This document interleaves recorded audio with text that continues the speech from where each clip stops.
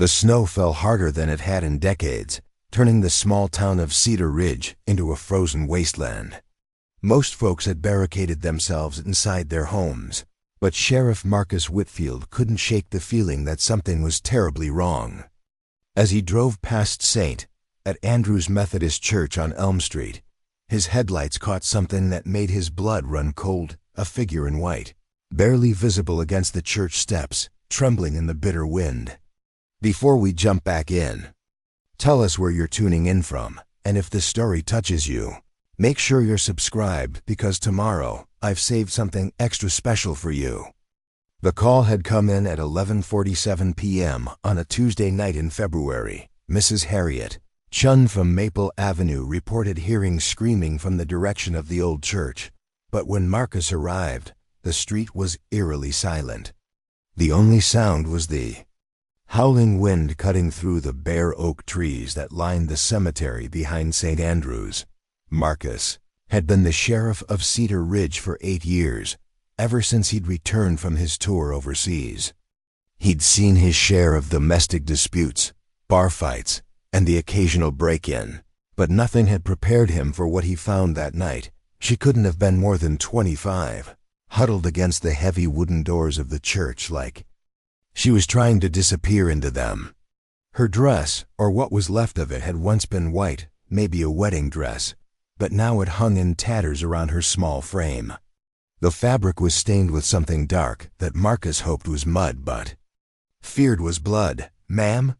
he called out softly, not wanting to startle her. "Ma'am, I'm Sheriff Whitfield. Are you hurt?" She looked up at him with eyes so wide and frightened that Marcus felt something twist in his chest. Her face was streaked with tears that had frozen on her cheeks, and her lips were blue from the cold. She tried to speak, but only a broken whisper came out. Double quotes, please. Don't let them find me. Marcus quickly shed his heavy winter coat and wrapped it around her shoulders. She was so small that the coat practically swallowed her whole. "Who's looking for you?" he asked gently. "What's your name?" "Isabella," she managed to say through chattering teeth. "Isabella Morrison. They said I was theirs now. They said I belonged to them." Marcus helped her to her feet, supporting her weight as she swayed. "Isabella, I need to get you somewhere warm. Can you walk to my patrol car?"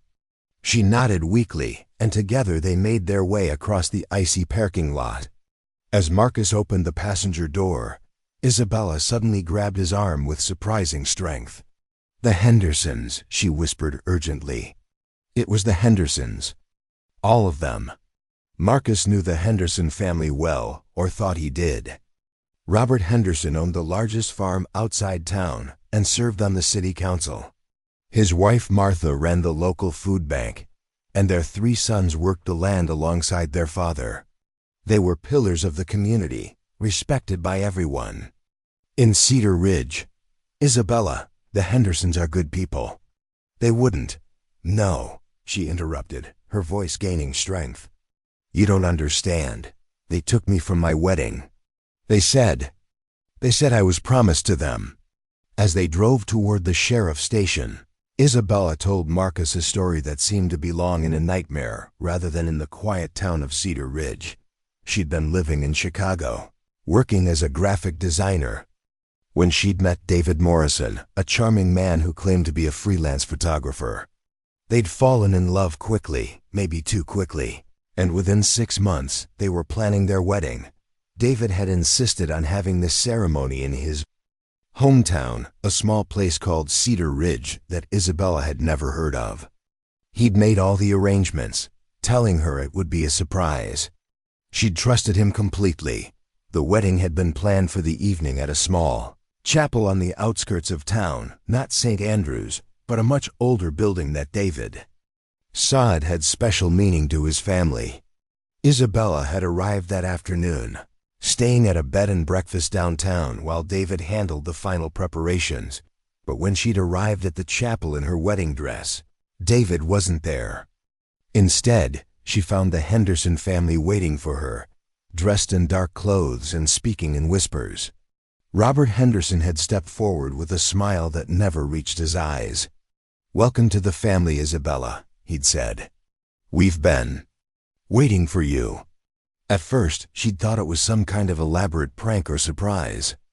But when she'd asked about David, Martha Henderson had laughed a cold, hollow sound that echoed off the chapel walls. "There is no David Morrison," Martha had said. "There never was. We created him for you, dear.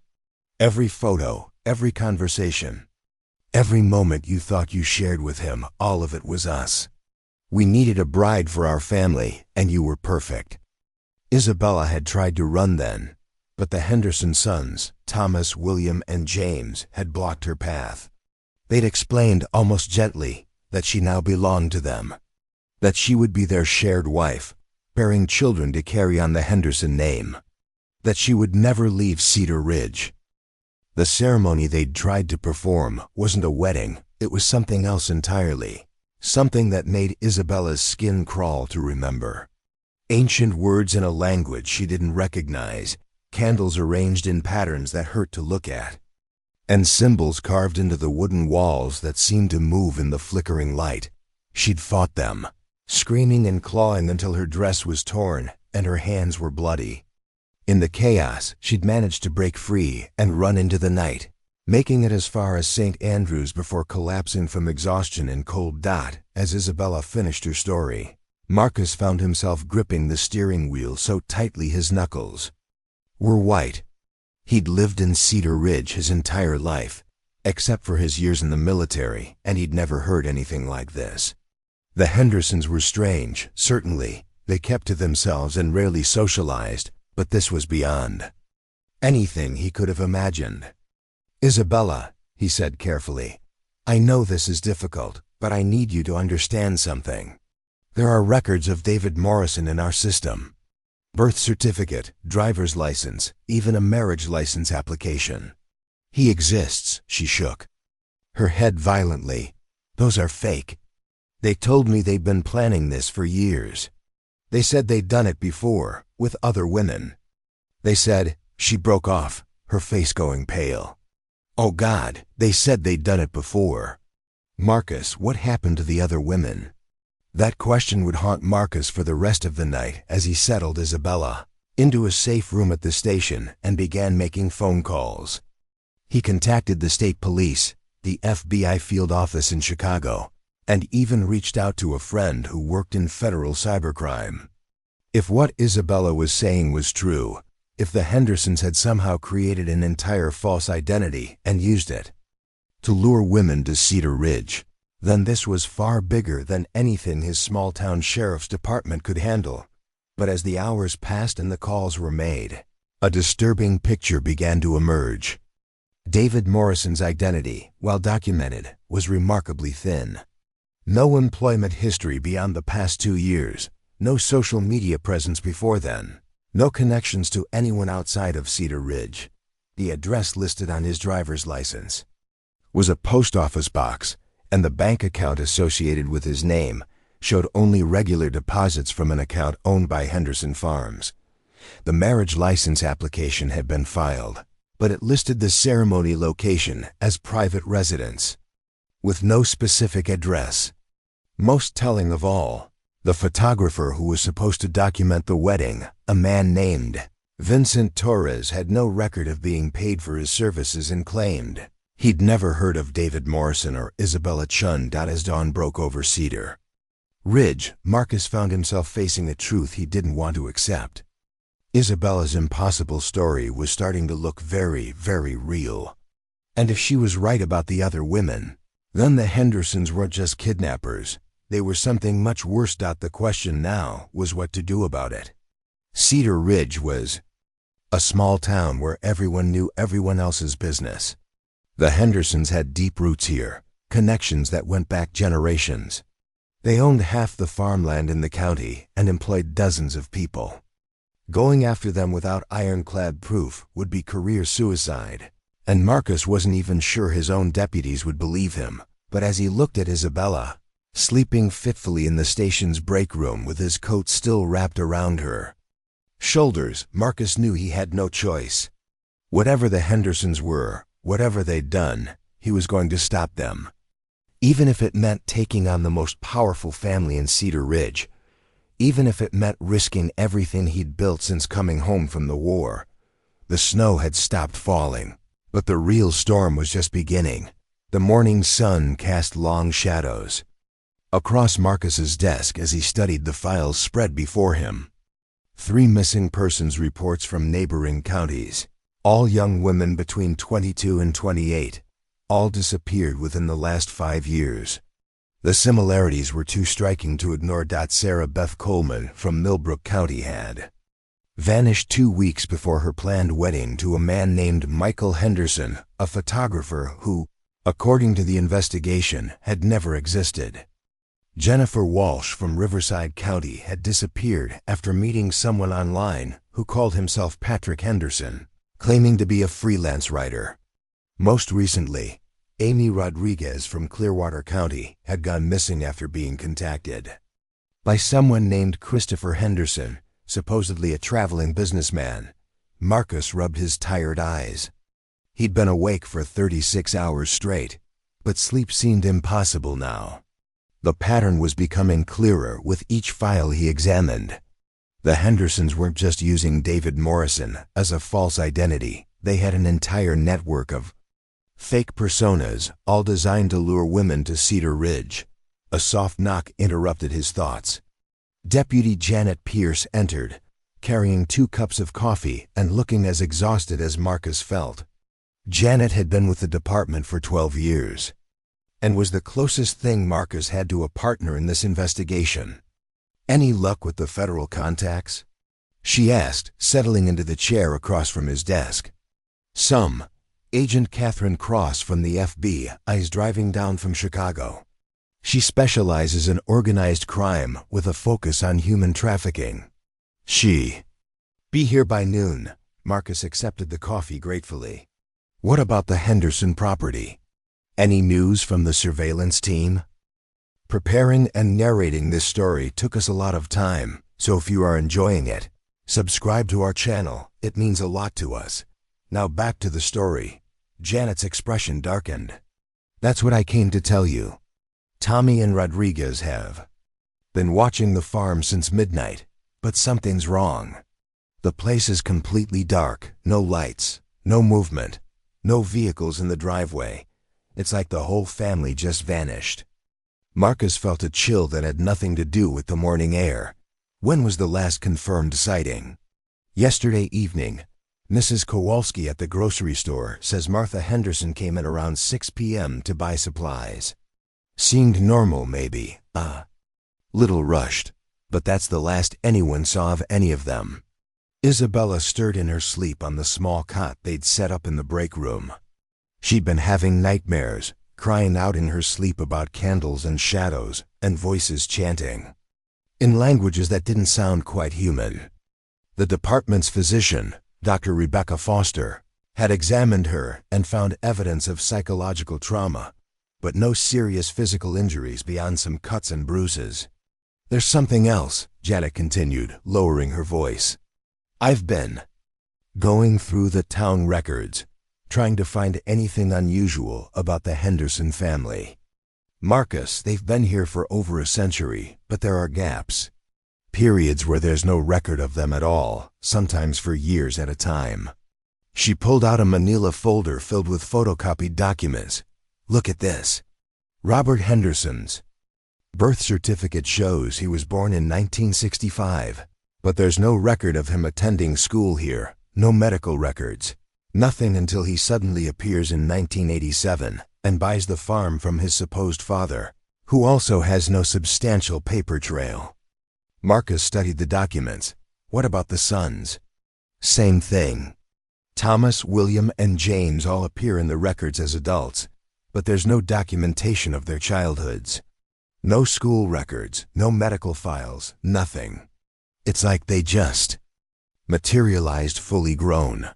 The implications were staggering. If the Henderson family had been involved in these disappearances for generations, if they'd been covering their tracks for over a century, then Isabella might have stumbled into something far more dangerous than a simple kidnapping ring. "Sheriff?" Isabella's voice was small and frightened. She'd woken up and was standing in the doorway, still wrapped in Marcus's coat.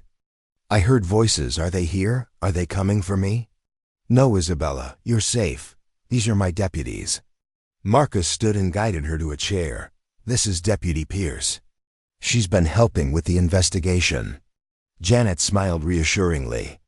"We're going to find out what happened to you, Isabella. And we're going to make sure it doesn't happen to anyone else." Isabella nodded, but her eyes remained haunted. "I keep remembering things. Pieces of what they said during that ceremony. They kept talking about a contract, something that had been agreed to long ago. They said my family owed them something." "Your family?" Marcus leaned forward. "What did they mean by that?" "I don't. No, I never knew my father. He died when I was a baby. My mother raised me alone, and she died when I was in college. But they kept saying that Morrison blood belonged to them, that it was promised to them." Marcus and Janet exchanged glances. Morrison wasn't Isabella's original surname. It was the name she'd taken when she'd thought she was marrying David. Her real name was Isabella Chun, and she'd been born in San Francisco to a single mother who'd never talked about Isabella's father. "Isabella, what was your mother's maiden name?" Marcus asked gently. "Morrison," she said, confusion clear in her voice. "She was Alice Morrison before she married my father." "Why?" The pieces were starting to fall into place in Marcus's mind, forming a picture that made his stomach turn. The Hendersons hadn't chosen Isabella randomly. They'd been tracking her family for decades, waiting for the right moment to claim what they believed was theirs. Agent Cross arrived at noon, a sharp-eyed woman in her 40s who moved with the confidence of someone who'd seen the worst humanity had to offer. She listened to Isabella's story without interruption, taking notes and asking pointed questions that revealed the depth of her experience with cases like this. "What you're describing sounds like a cult," she told Marcus privately after interviewing Isabella. "Specifically, a generational cult that believes in some form of hereditary ownership. The false identities, the long-term planning, the emphasis on bloodlines, it all fits the pattern."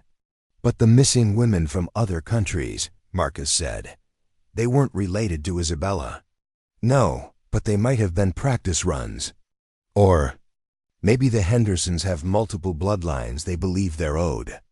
These groups often have complex mythologies about debts and contracts that go back generations. Agent Cross had brought a small team with her, including a forensic accountant and a specialist in cult behavior. They set up a command center in the town hall, much to the consternation of Mayor Patricia Hoffman, who kept insisting that there had to be some mistake. "The Hendersons are one of our founding families," she protested. "Robert Henderson serves on the city council. Martha volunteers at the food bank. They're pillars of the community."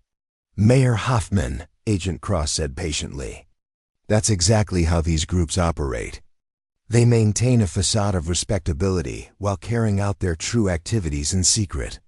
The more respected they appear, the easier it is for them to avoid suspicion." By evening, the investigation had expanded beyond anything Cedar Ridge had ever seen. Federal agents were interviewing residents, searching through decades of records, and coordinating with law enforcement agencies across 3 states. The Henderson farm had been declared a crime scene, and a warrant had been issued for the entire family. But the Hendersons remained missing, as if they'd simply evaporated into the winter air. Marcus found himself walking the perimeter of the farm as the sun set, trying to understand how an entire family could vanish so completely. The property covered nearly 200 acres, with the main house, several outbuildings, and vast fields that stretched to the horizon. The house itself was a massive Victorian structure that had been expanded over the decades, with additions that seemed to follow no logical architectural plan. "Sheriff," Agent Cross approached through the gathering dusk. "We've found something you need to see." She led him to the barn, where her team had been conducting a systematic search. In the back corner, hidden behind stacks of hay bales, they'd discovered a door that had been painted to blend with the wall. Beyond the door lay a staircase leading down into darkness. "We haven't gone down yet," Agent Cross explained. "We're waiting for the full forensic team." "But Marcus, I've been doing this for 15 years, and I've never seen anything like this place. The whole property feels wrong somehow." Marcus knew what she meant. Even in daylight, the Henderson farm had an oppressive atmosphere that seemed to weigh on everyone who entered. The animals in the surrounding fields avoided the property, and even the birds seemed to fly around it rather than over it. As they waited for the forensic team to arrive, Marcus's radio crackled with an urgent message from Deputy Pierce. "Sheriff, you need to get back to the station right away. We've got a situation." The drive back to town took 15 minutes, but it felt like hours. When Marcus arrived at the station, he found Janet standing guard outside the building, her hand resting on her weapon. "What's going on?" Marcus demanded. "It's Isabella," Janet said grimly. "About an hour ago, she started screaming. When we got to her, she was speaking in what sounded like Latin, but Dr. Foster says it's not quite right. It's like Latin, but older somehow, different." Marcus rushed inside to find Isabella sitting on the floor of the break room, her eyes wide and unfocused. She was speaking in a low, rhythmic chant that seemed to make the air itself vibrate. Dr. Foster was monitoring. Her vitals, butcher equipment, kept malfunctioning, the readings jumping erratically. "Isabella," Marcus said softly, kneeling beside her. "Isabella, can you hear me?" She turned to look at him, but her eyes seemed to be looking through him rather than at him.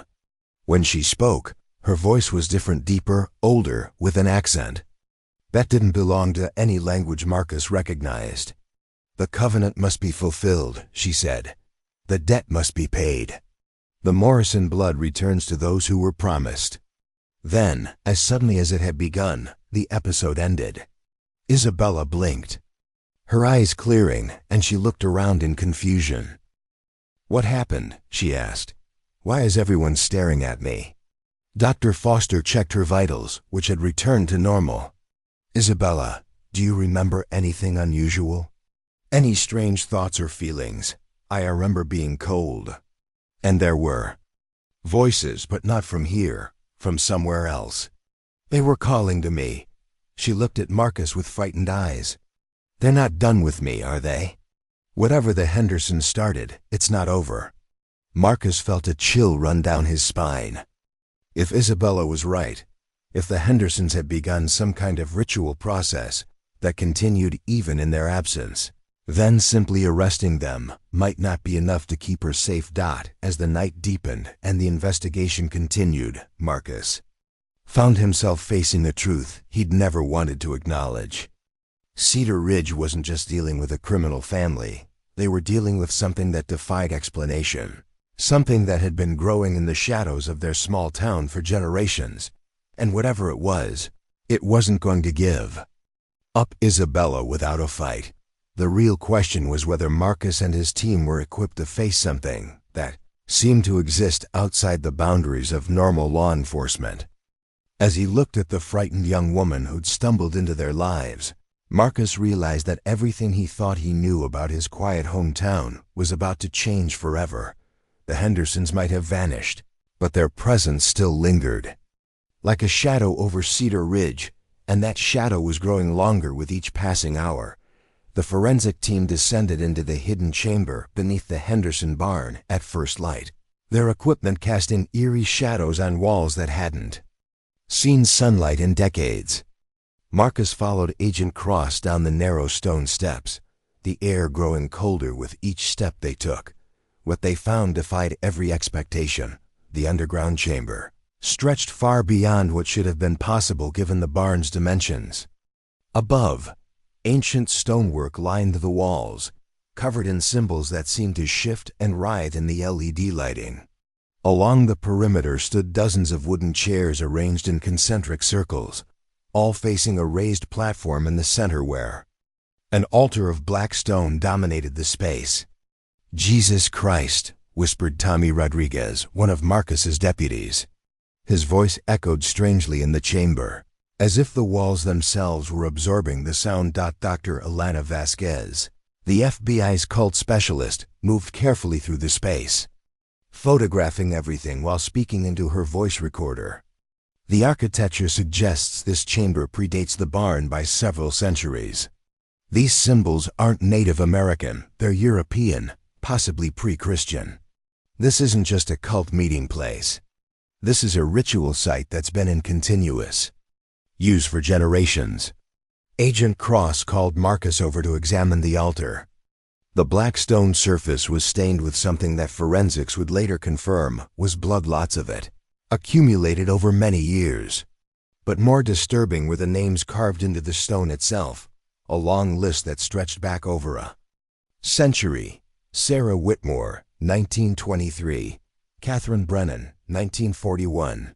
Linda Morrison, 1965. Cross read the names aloud, her voice growing more grim with each entry. Marcus, look at this last section. The most recent carvings were cruder, more hurried. Sarah Coleman, 2020. Jennifer Walsh, 2022. Amy Rodriguez, 2023. Below these, in fresh cuts that hadn't yet darkened with age, was a final name. Isabella Morrison, 2025. They were planning to finish whatever this is, Marcus said, running his fingers over Isabella's carved name. But something went wrong. Isabella escaped before they could complete the ritual. Dr. Vasquez had moved to examine a series of leather-bound journals, stacked on a wooden lectern near the altar. Sheriff, you need to see this. These records go back to 1847, documenting what they call the old agreements. According to these entries, certain families in the area made pacts with the Hendersons, or whoever the Hendersons really are, trading future generations for protection and prosperity. She opened one of the older journals, its pages yellowed and brittle. Listen to this entry from 1923. The Whitmore debt has come due. Sarah has been prepared according to the ancient ways.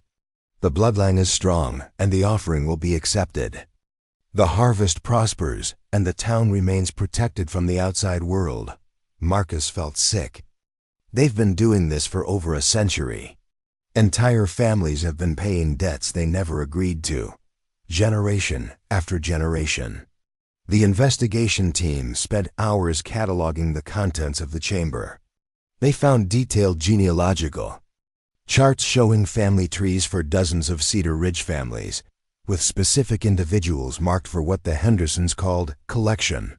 They discovered financial records showing payments made to families whose daughters had been taken, always described as compensation for agricultural consulting or land use agreements.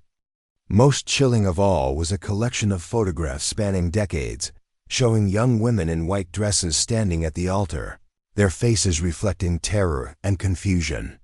The final photographs in the collection were recent Sarah, Jennifer, and Amy, all dressed identically, all showing the same expression of hopeless fear. When Marcus returned to the station that afternoon, he found Isabella in the midst of another episode. This time, she wasn't speaking in unknown languages, she was drawing. Her hands moved frantically across sheet after sheet of paper, creating intricate maps and diagrams that seemed to flow directly from her subconscious. How long has she been doing this?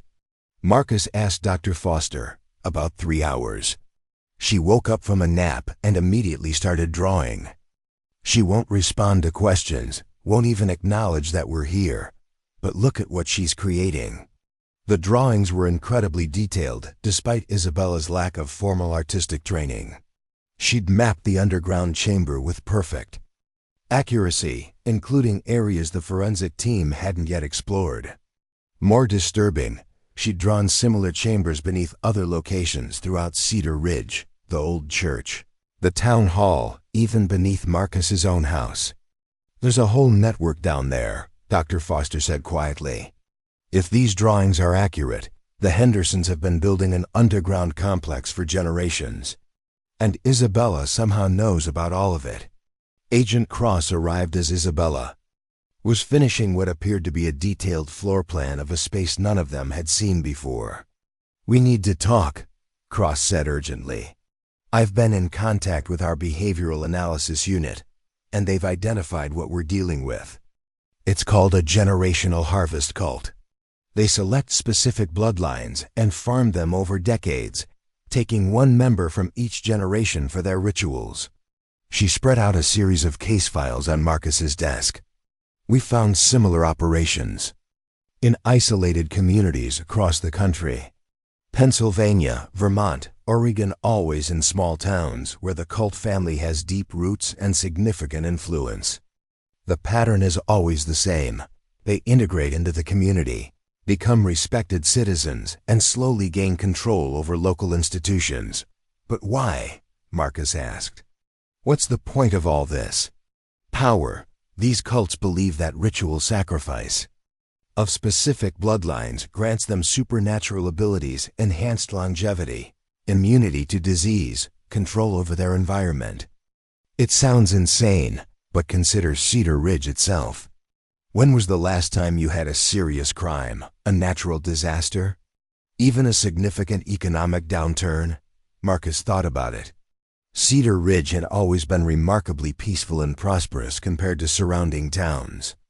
The crops never failed, the weather was rarely severe, and the town had weathered every economic crisis of the past century virtually untouched. You're saying the Hendersons have been protecting the town in exchange for these women? That's what they believe, yes. And if their influence extends as far as these drawings suggest, they might have been manipulating events here for generations. Isabella suddenly looked up from her drawing, her eyes clear and focused for the first time in hours. They're not gone, she said simply. They're waiting. Waiting for what? Cross asked. For the moon. The ritual has to be completed during the new moon, and that's tomorrow night. They need me at the old altar beneath the church. If they don't finish what they started, the protection fails and the town ... double quotes. She shuddered. The town pays the price for all the years of prosperity. Dr. Vasquez, who had been studying Isabella's drawings, looked up with alarm. If this cult has been operating for over a century, if they've been preventing natural disasters and economic problems through ritual sacrifice, then breaking that cycle could have catastrophic consequences. The accumulated debt, so to speak, might come due all at once. Marcus felt the weight of an impossible decision settling on his shoulders. They could try to protect Isabella and hope that the Hendersons' claims were just superstition. But if the cult was right, if their rituals really had been protecting Cedar Ridge, then saving one woman might doom the entire town. As if sensing his thoughts, Isabella stood and walked to the window. The afternoon sun was setting, and already the streets of Cedar Ridge seemed different, somehow emptier, quieter, as if the town itself was holding its breath. There's something else, she said without turning around. I remember more now about what they told me during the ceremony. They said I was the last, that after me, they wouldn't need to take anyone else. The Morrison bloodline was special, it could power their protection permanently.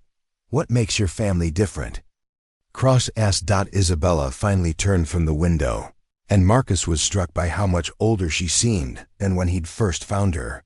The terrified young woman in the torn dress had been replaced by someone who carried the weight of terrible knowledge. My great-great-grandmother was Moira Morrison. She was the first woman they took, back in 1847 when this all started. But she escaped, just like I did. She made it all the way to California before they caught her and brought her back. The town records say she died in childbirth, but that's not what really happened. Isabella's voice grew stronger as she continued. They kept her alive just long enough for her to have a daughter. Then they let the baby go, telling everyone the mother had died and the child was being raised by distant relatives. But they marked that bloodline, and they've been tracking it ever since. Every generation, they take one Morrison woman. My great-grandmother in 1923, my grandmother in 1965, and they tried to take my mother in the 1990s. Your mother escaped too? Marcus asked. She never told me the details, but she moved to California when she was 19 and never came back. She changed her name, never talked about her family, and raised me to never trust anyone who knew too much about our history. I thought she was just paranoid. Isabella's laugh was bitter. Turns out she was trying to protect me. The implications were staggering. If the Hendersons had been pursuing the same bloodline for nearly 2 centuries, if Isabella really was the key to some kind of permanent ritual, then they wouldn't give up easily. They'd already invested too much time and effort to let her escape. Now, as darkness fell over Cedar Ridge, Marcus made his decision. We're not using Isabella as bait. We're going to find the Hendersons and stop them, but we're going to do it without risking her life. But even as he spoke, Marcus couldn't shake the feeling that the choice might not be his to make.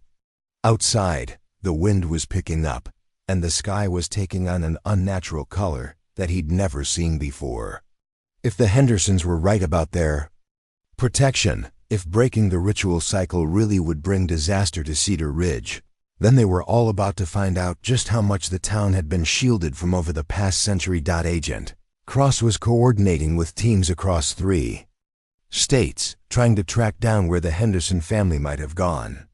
But Isabella's drawing suggested they hadn't gone far. The tunnel system beneath Cedar Ridge was vast and complex, with multiple hidden entrances and chambers that could shelter a family indefinitely. They're still here, Isabella said with certainty. I can feel them. They're waiting underground, and tomorrow night they're going to try to complete what they started, whether I cooperate or not. As Marcus looked at the young woman who had stumbled into his town and turned his world upside down, he realized that the next 24 hours would determine not just Isabella's fate, but the future of everyone in Cedar Ridge. The Hendersons had invested nearly 2 centuries in their dark work, and they weren't going to let it end without a fight. The question was whether Marcus and his team were prepared for the kind of battle that was coming, a fight that might determine whether Cedar Ridge remained the peaceful town it had always been, or whether it would finally pay the price for generations of borrowed time. In the heart chamber, Isabella stood before the Henderson family with a composure that surprised everyone, including herself. The pulsing altar cast shifting shadows across her face as she studied the ancient symbols carved into its surface, symbols she somehow understood despite never having seen them before. "You're not the first generation of Hendersons, are you?" she said, her voice carrying clearly through the vast space. "The original family died decades ago. You're something else wearing their faces." Robert Henderson's warm smile faltered for just a moment. "Clever girl. Your bloodline always produced the most perceptive ones. You're correct, we are the inheritors of their work, the continuation of their purpose. Physical forms change, but the mission endures." Martha Henderson stepped forward, her movements too fluid, too graceful for an elderly woman. "We are what Cedar Ridge created, Isabella.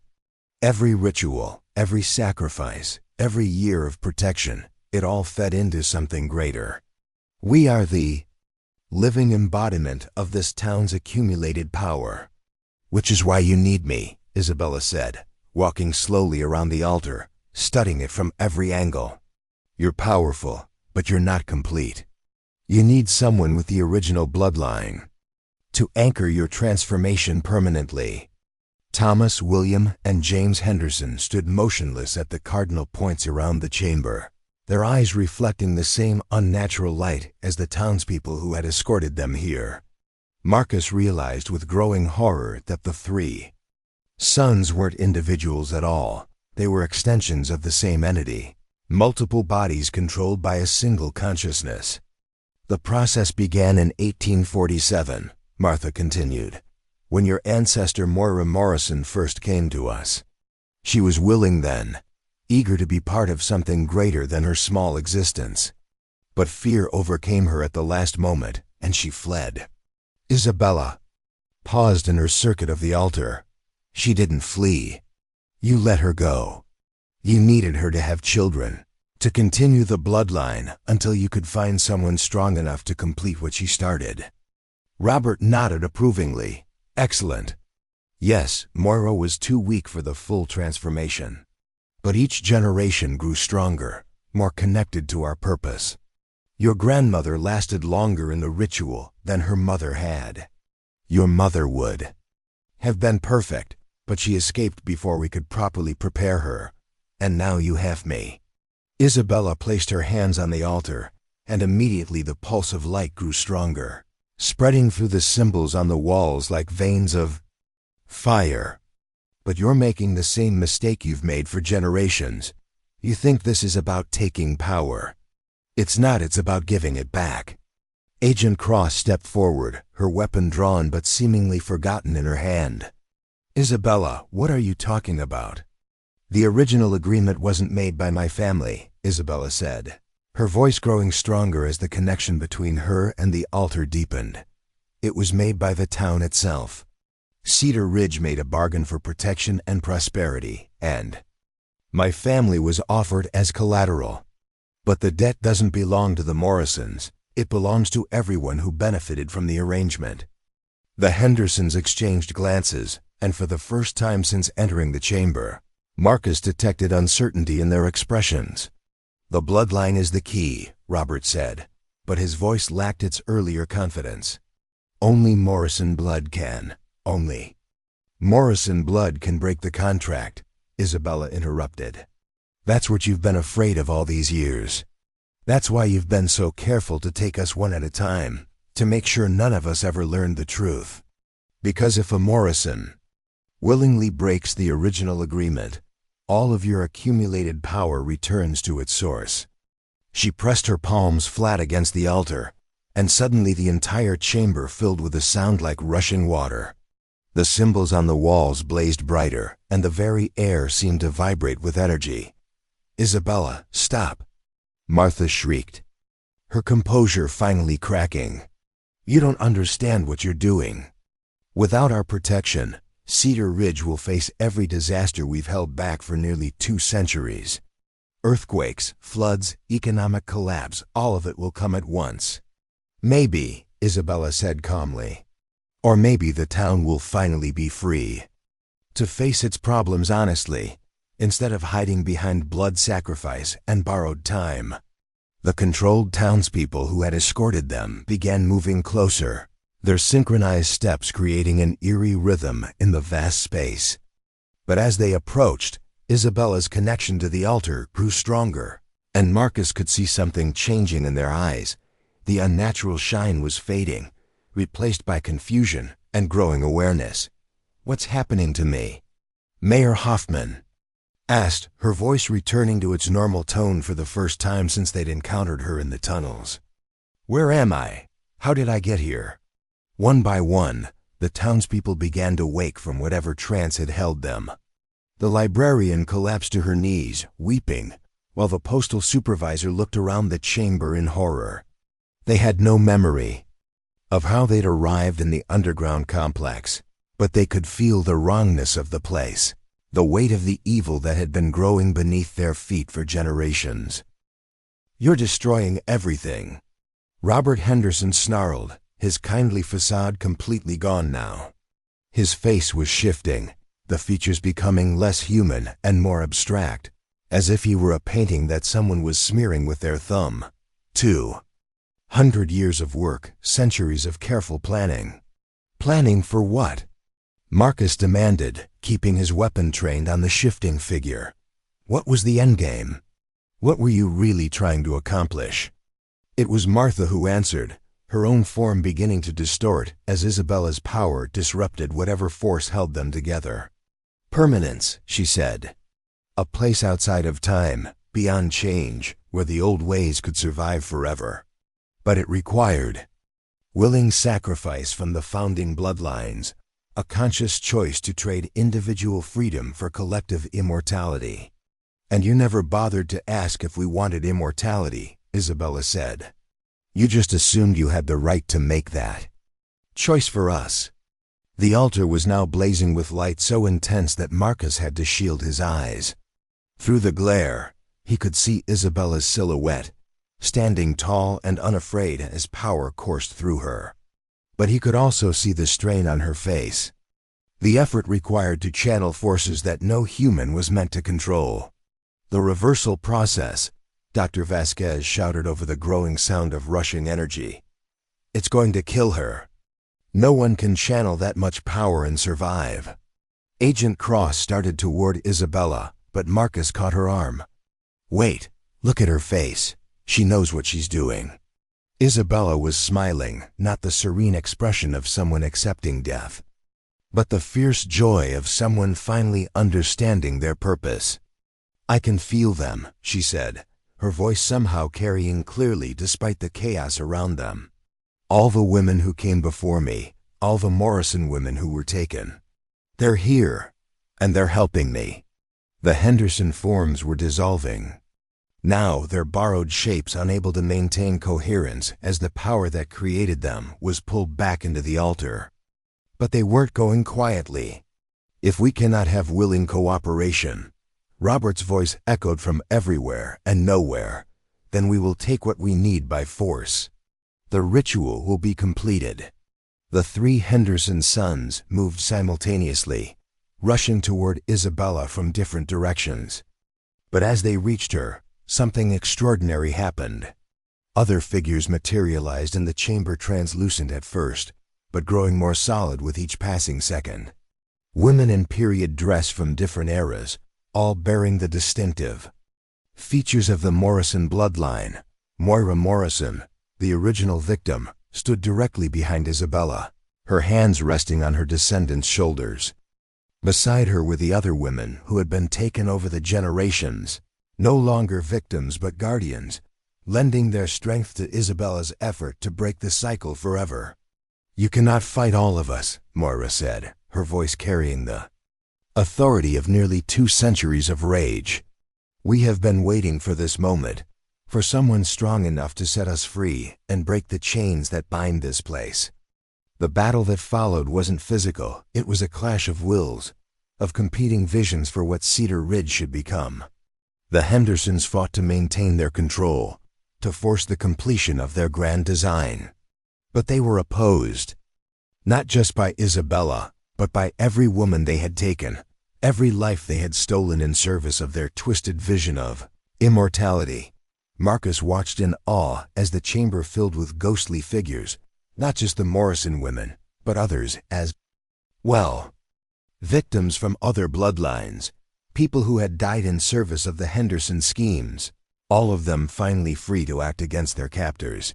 The tide turned when Isabella spoke a single word in a language that predated human civilization, a word that the spirits of the taken women somehow understood. The altar's light shifted from the sickly green glow it had maintained for centuries to a pure, clean white that filled every corner of the chamber. No, the Henderson voices screamed in unison as their forms began to unravel completely. The protection, the agreements. Without us, the town will be destroyed. Then we'll face destruction honestly, Isabella said, her voice now joined by the chorus of every woman who had died in this place. Better to live in truth than thrive on lies. The final moment came with surprising gentleness. The light from the altar expanded outward, washing over everyone in the chamber with warmth and peace. Marcus felt a weight he hadn't even realized. He was carrying lift from his shoulders, and around him the freed townspeople began to smile as decades of subtle influence and control simply melted away. When the light faded, the Hendersons were gone. Not dead. Marcus somehow understood that. Beings like them couldn't truly die, but banished, their connection to Cedar Ridge severed permanently. The altar had gone dark, its surface now showing nothing but ordinary stone. Isabella swayed on her feet, and Marcus rushed forward to catch her as she collapsed. She was alive but unconscious, her breathing steady, but her skin pale from the enormous effort she had expended. Is it over? Agent Cross asked, looking around the chamber that now seemed smaller and more ordinary without its supernatural occupants. For now, said a familiar voice. Marcus turned to see Moira Morrison. still visible but fading gradually as the connection that had allowed her to manifest grew weaker. The immediate threat has ended, but Isabella will need time to recover. What she has done today will echo through generations. What about the protection the Hendersons provided? Dr. Vasquez asked. Will Cedar Ridge face some kind of reckoning for all the years of borrowed prosperity? Moira smiled, and in that expression, Marcus could see the strength that had allowed her to escape the Hendersons so many years ago. Perhaps. But whatever comes, the town will face it with free will instead of blood sacrifice. That's a trade worth making. As the spirit of the first Morrison victim faded away, Marcus carried Isabella toward the surface, followed by the confused but freed townspeople and the federal agents who would spend months trying to document what they had witnessed. Above ground, Cedar Ridge was beginning a new chapter in its history, one written by its own choices rather than by ancient agreements and ritual sacrifice. Whatever challenges lay ahead, they would face them as free people, no longer bound by the dark bargains of their past. Isabella woke 3 days later in Cedar Ridge Community Hospital, sunlight streaming through windows that seemed brighter than she remembered. The first thing she noticed was that the oppressive weight she'd carried since arriving in town had completely lifted. The second thing she noticed was Sheriff Marcus Whitfield asleep in the chair beside her bed, still wearing the same clothes from their underground confrontation. "How long have you been here?" she asked softly. Marcus stirred, then sat up quickly when he realized she was awake. "Isabella." "Thank God. How do you feel?" "Different," she said, sitting up slowly. "Like I've been carrying someone else's burden my whole life, and it's finally gone. What's happening in town?" Marcus's expression grew complicated. It's single quotes complicated. The good news is that everyone who was under the Henderson influence has recovered completely. No lasting effects, no memory of what they did while controlled. The bad news is that we're dealing with the aftermath of breaking a supernatural protection that's been in place for almost 2 centuries. Through the window, Isabella could see Main Street, but it looked different somehow. The buildings seemed older, more weathered, as if decades of deferred maintenance had suddenly caught up with them. Several structures showed obvious signs of recent damage, and construction crews were working to shore up foundations that had inexplicably weakened overnight. "The infrastructure problem started about 6 hours after you broke the contract," Marcus continued. "Nothing catastrophic, but it's like the town is suddenly experiencing all the normal wear and tear it should have faced over the past century. The electrical grid is spotty, some of the older buildings need serious repairs, and we've had to shut down 3 businesses that were apparently operating with equipment that should have failed years ago." Dr. Foster entered the room carrying a clipboard and wearing an expression of professional confusion. "Miss Morrison, I have to tell you that your test results are unlike anything I've seen. Your vital signs are completely normal now, but for the first 24 hours after you were brought in, you were showing readings that should have been impossible for a living person." "What kind of readings?" Isabella asked. "Your brain activity was off the charts, but not in patterns we recognize. It was like you were processing multiple consciousness streams simultaneously, and your body temperature fluctuated between normal and nearly hypothermic, but without any of the symptoms we'd expect to see." Marcus cleared his throat. "Dr. Foster, could you give us a few minutes?" After the doctor left, Marcus moved his chair closer to Isabella's bed. "There's something else you need to know. Agent Cross and her team are gone. They left yesterday with strict orders from Washington to classify everything that happened here. Officially, the Henderson family was involved in a kidnapping and fraud scheme that's now under federal investigation. No mention of anything supernatural. And the townspeople? They remember being taken underground, but the details are fuzzy. Most of them think they were drugged or hypnotized. They're treating it like a mass abduction case, which in a way, I suppose it was."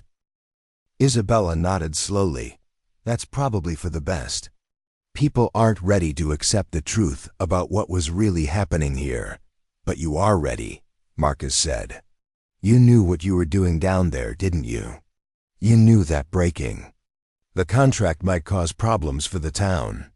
I knew there would be consequences, Isabella admitted. But Marcus, you didn't see what I saw in those final moments. The price Cedar Ridge was going to pay for that protection was getting higher every year. The Hendersons weren't just taking one woman per generation anymore. They were planning to expand their operation. They wanted to turn this entire region into their private supernatural preserve, with multiple towns feeding them sacrifices. She gestured toward the window. Some infrastructure problems and economic uncertainty? That's nothing compared to what would have happened if they'd succeeded. Over the following days, as Isabella recovered her strength, she learned more about how Cedar Ridge was adapting to its newfound freedom. The changes weren't all negative. People seemed more alert, more engaged with their community in ways they hadn't been for generations. The subtle lethargy that had characterized the town for decades was gone, replaced by an energy that felt genuinely human. Mayor Hoffman, now completely free of supernatural influence, had called for a town meeting to discuss the infrastructure crisis and plan for the future. Isabella decided to attend, despite Dr. Foster's protests that she should rest longer.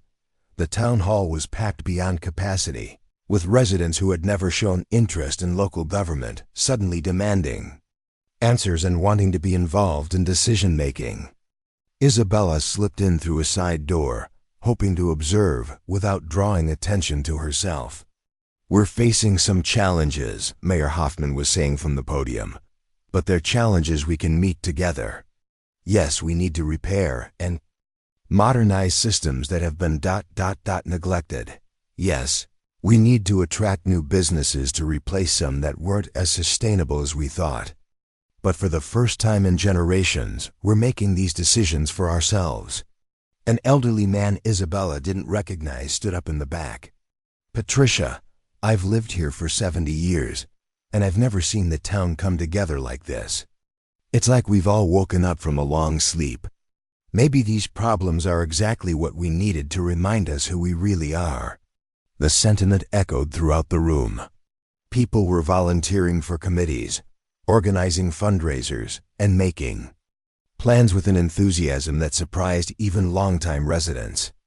It was as if breaking the supernatural contract had freed not just Isabella and the Morrison family, but the entire community's capacity for self-determination. After the meeting, Isabella found herself walking Main Street with Marcus, examining the changes up close. Some buildings showed their age more clearly now, but others seemed to have a vitality they'd lacked before. The local bakery, previously run by an elderly couple who rarely seemed to have customers, was now bustling with activity as word had spread about their genuinely excellent pastries, something that had apparently been overshadowed by the supernatural influence that had made everything in town seem uniformly mediocre. I've been thinking about what you said, Marcus told her as they paused in front of the church where he'd first found her. About the price getting higher. What did you mean? Isabella was quiet for a long moment, watching as workers repaired damage to the church steps. In the final moments of the ritual, when I was connected to the altar, I could see their long-term plans. They weren't content with just Cedar Ridge anymore. They were going to use this town as a template, spreading their influence to other communities across the region. Each new town would require its own founding sacrifice, its own network of controlled families. How many towns? Dozens. Maybe hundreds eventually. They were building something massive, a network of supernatural preserved towns where they could operate without any interference from the modern world. And it all would have been powered by blood sacrifice and stolen lives. Marcus stopped walking. Jesus, so by stopping them here, we probably saved thousands of people from becoming victims over the next century. But Marcus, there's something else. Something I haven't told anyone yet. She pulled a folded piece of paper from her pocket, one of the drawings she'd made while under the influence of the ritual connection. This isn't the only place they were operating. Look at these symbols. The drawing shows a map of the United States with locations marked by the same symbols they'd found in the Henderson chambers. Dozens of small towns scattered across rural areas, each one marked with a distinctive spiral pattern that indicated an active ritual site. Agent Cross needs to see this, Marcus said immediately. She already has a copy. I gave it to her before. She left. But Marcus, this is bigger than the FBI can handle alone. These other towns, some of them have been under supernatural influence for even longer than Cedar Ridge. Breaking those contracts won't be as simple as what we did here. They reached the sheriff's station, where Isabella had first found safety. In Marcus's coat and his determination to protect her. The building looked the same, but something fundamental had changed in the relationship between the law enforcement and the community it served. Without the supernatural influence that had kept serious crime at bay, Marcus and his deputies would face new challenges, but they would face them as servants of a free people, rather than guardians of a supernatural preserve. What happens now? Marcus asked as they stood on the station steps. For you, I mean. You've spent your whole life running from something that doesn't exist anymore. Isabella considered the question. Over the past few days, she'd been thinking about her future for the first time in years. In Chicago, she'd always felt restless, as if she was waiting for something she couldn't name.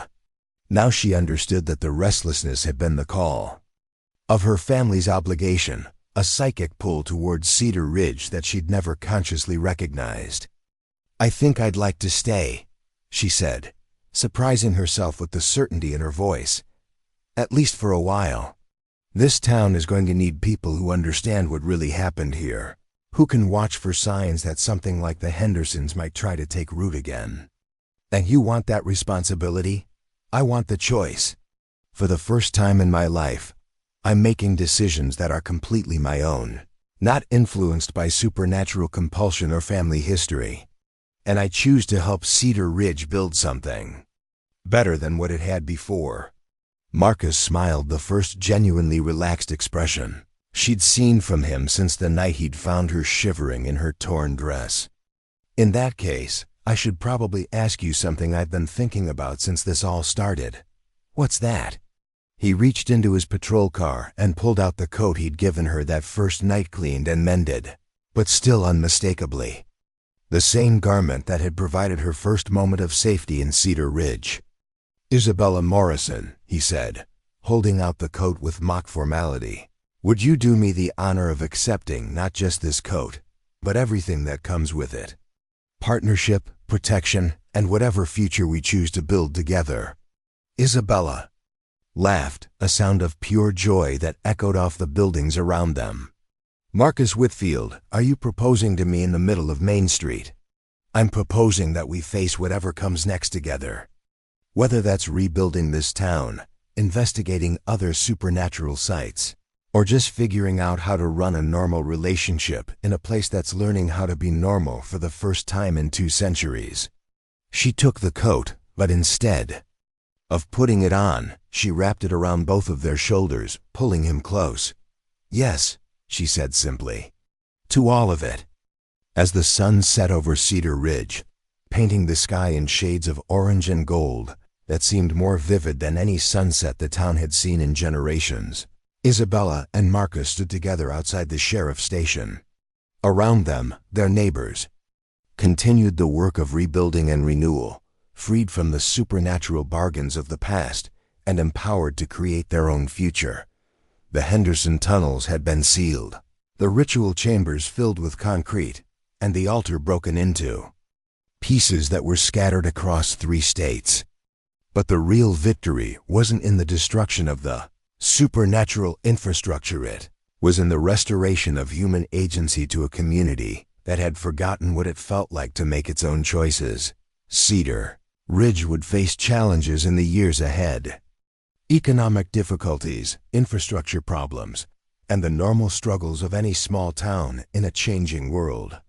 But they would face them as free people, and that made all the difference. In the distance, Thunder rumbled across the sky, the first natural storm the town had experienced in decades, no longer held back by supernatural protection.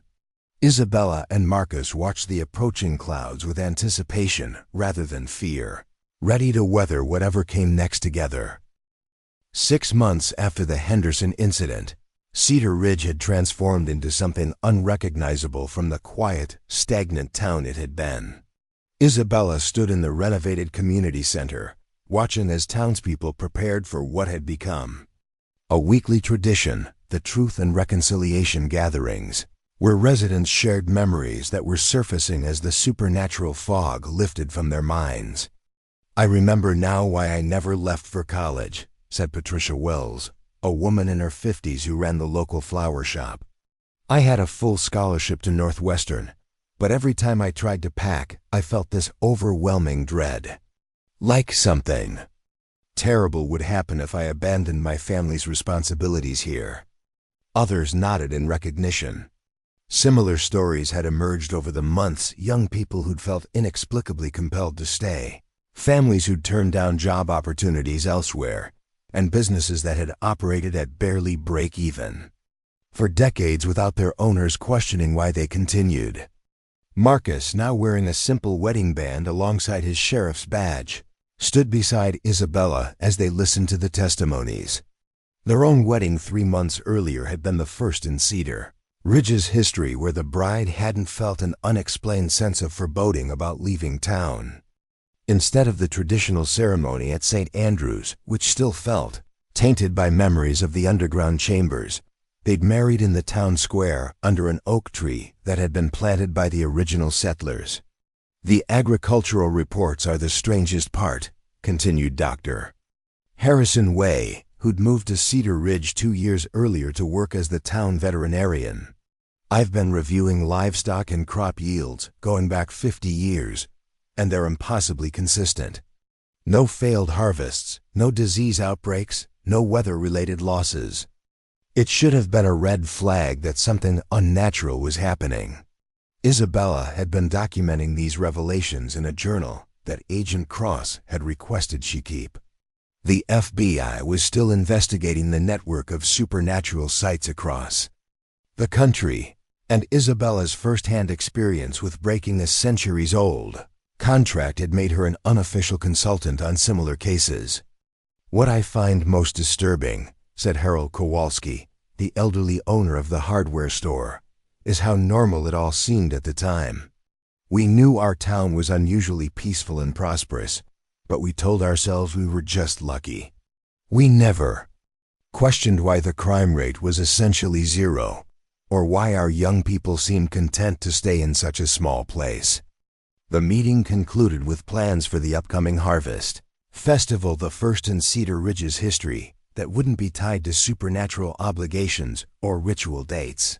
The committee organizing it had discovered that many of their traditional celebrations had been carefully timed to coincide with the Henderson family's ritual calendar, including the annual Heritage Days festival that had always been held during the new moon in October.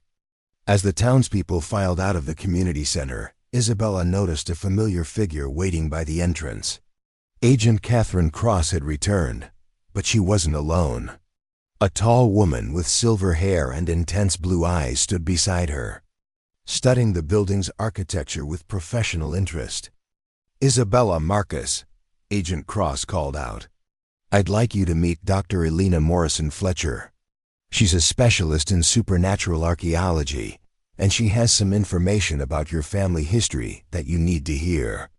The name struck Isabella immediately. "Morrison Fletcher? Are we related?" Dr. Morrison Fletcher smiled, and Isabella could see familiar features in her face, the same strong jawline and dark eyes that marked the Morrison bloodline. "I'm your great-aunt, Isabella. Your grandmother Eleanor's younger sister. I've been searching for surviving members of our family for over 30 years." They moved to Marcus's office for privacy, where Dr. Morrison Fletcher opened a leather satchel filled with documents and photographs. "I need to tell you both something that the FBI investigation uncovered. Cedar Ridge wasn't the only town with a Henderson problem. and your family wasn't the only bloodline being hunted. She spread out a series of maps showing locations across North America. We've identified 43 communities with similar supernatural contracts dating back to the colonial period. Most were established by the same group of entities that called themselves various names over the centuries: Henderson, Harrison, Hartwell, always something beginning with H. They were methodical in their approach, establishing footholds in isolated communities and building power bases over generations. But some of the contracts have been broken, Agent Cross added. Thanks to what you accomplished here, we've been able to identify other bloodlines with the power to sever these supernatural agreements.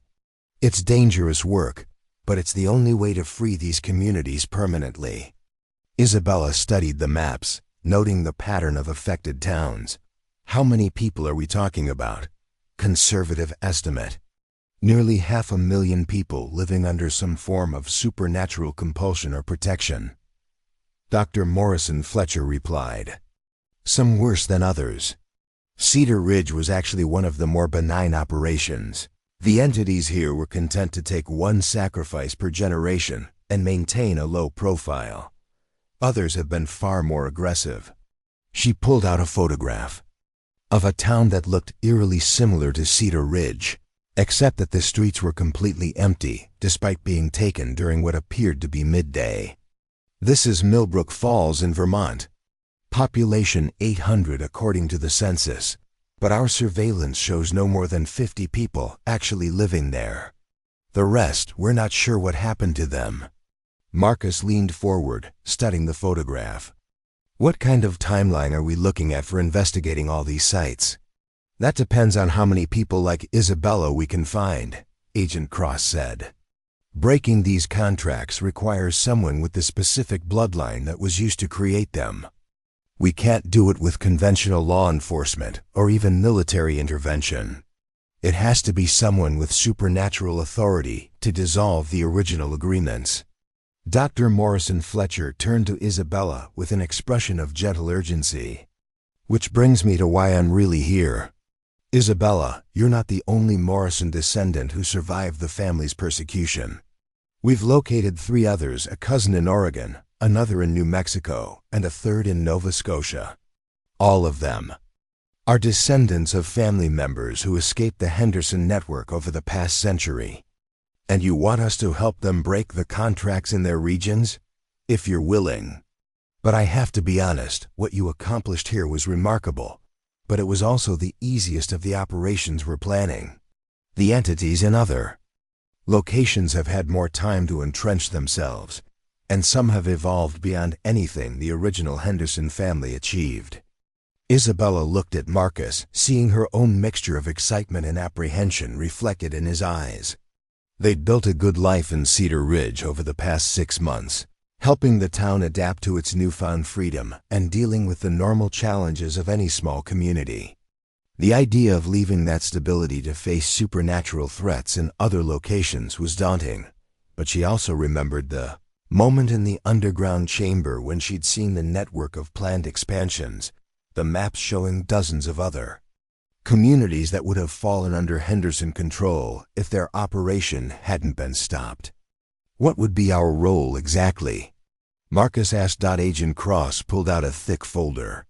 We're proposing the formation of a specialized task force within the FBI, the Paranormal Crimes Unit. It would be small, highly classified, and focus specifically on supernatural threats to American communities. Isabella would serve as a primary consultant and field operative, given her unique abilities. Marcus, your law enforcement experience and your familiarity with these cases would make you an ideal team leader. You're offering us jobs with the federal government? Isabella asked. We're offering you the chance to do what you've already proven you can do, but on a national scale, Dr. Morrison Fletcher said. The Morrison bloodline carries a responsibility that goes back centuries.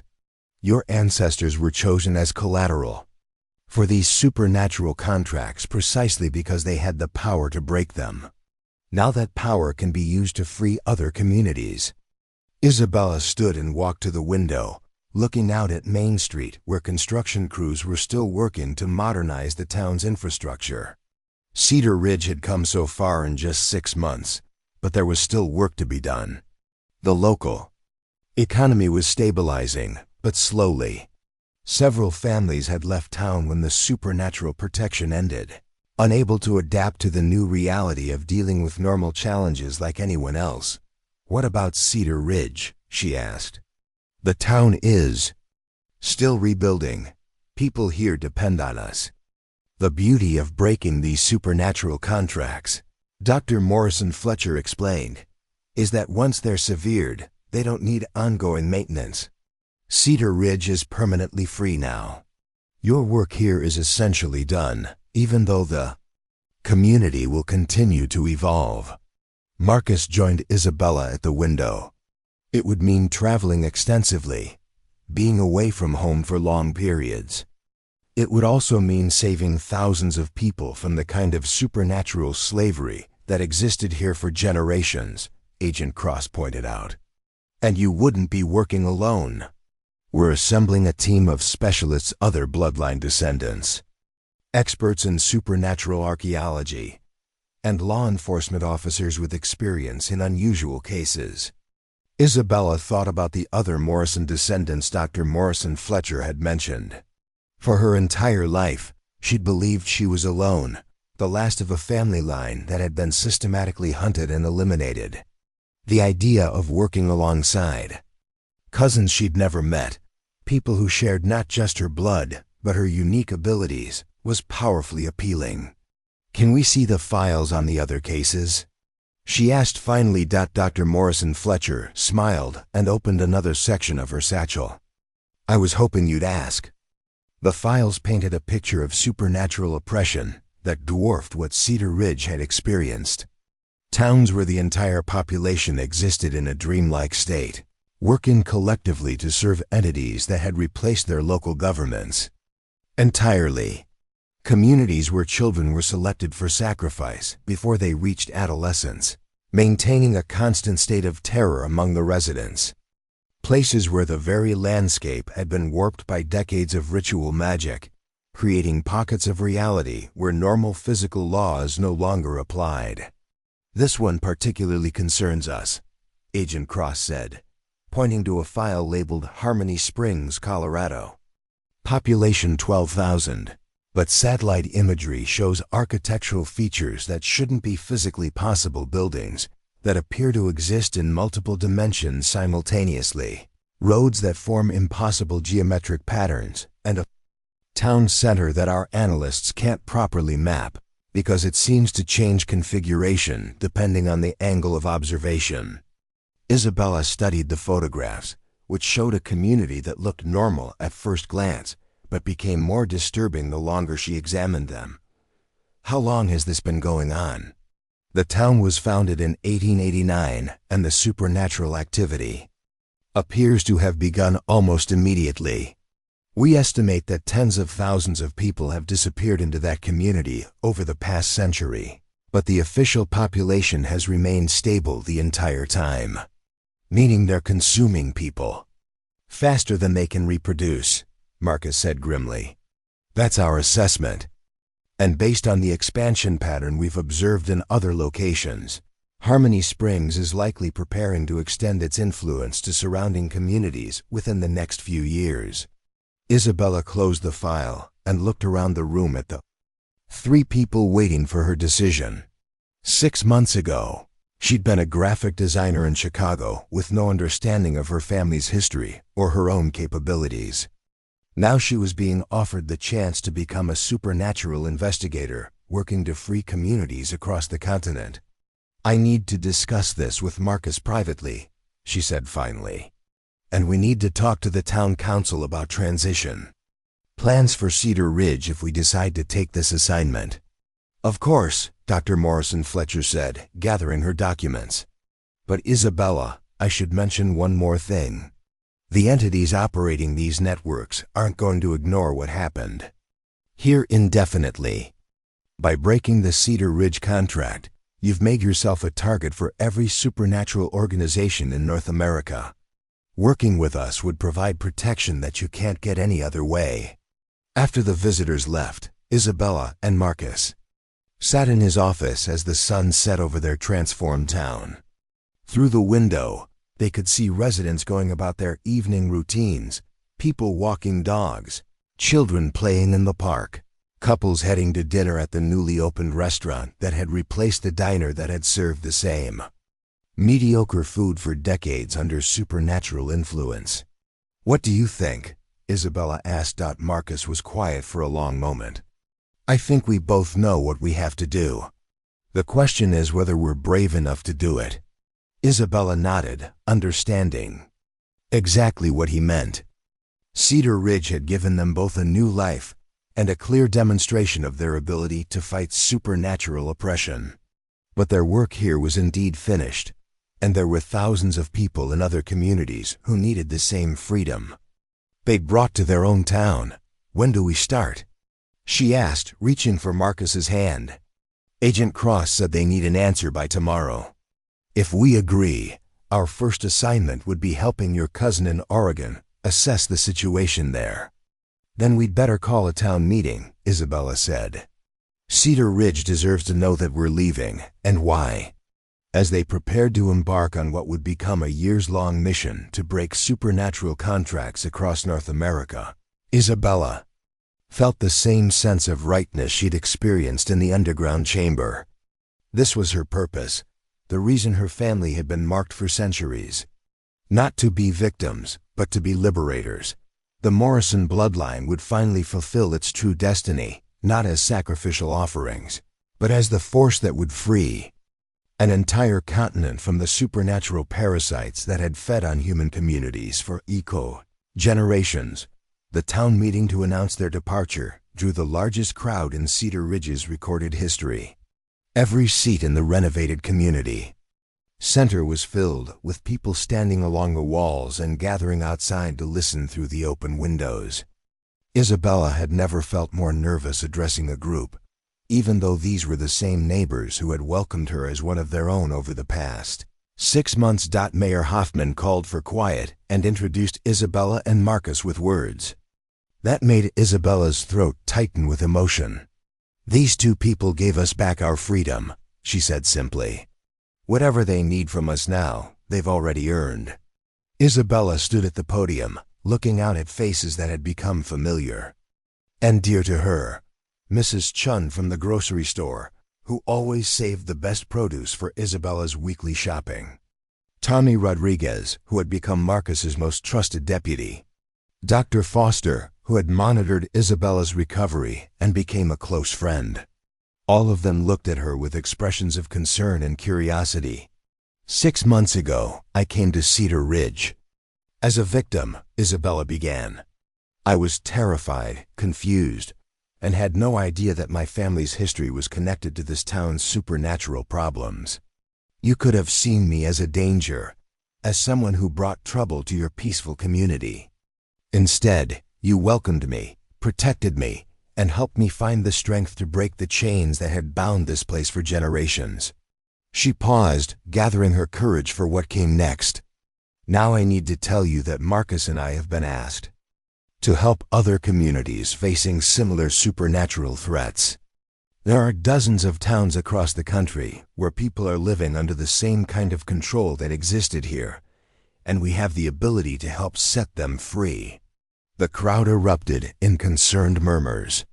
Harold Kowalski stood up from his usual seat in the third row. "Are you saying you're leaving us? After everything we've been through together?" "Not permanently," Marcus said, joining Isabella at the podium.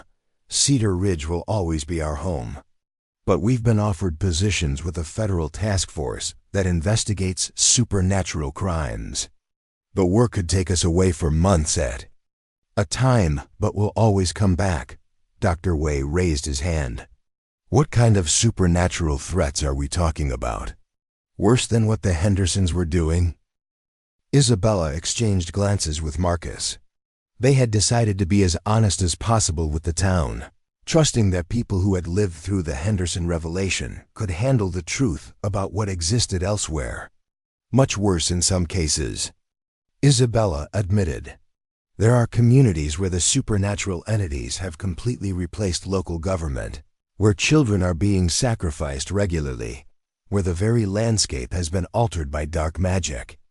We've seen evidence of towns that exist partially outside normal reality, places where thousands of people have vanished over the decades. The silence that followed was heavy with the weight of that revelation. These were people who had lived under supernatural influence themselves, who understood how insidious and dangerous such entities could be. Patricia Wells stood up slowly.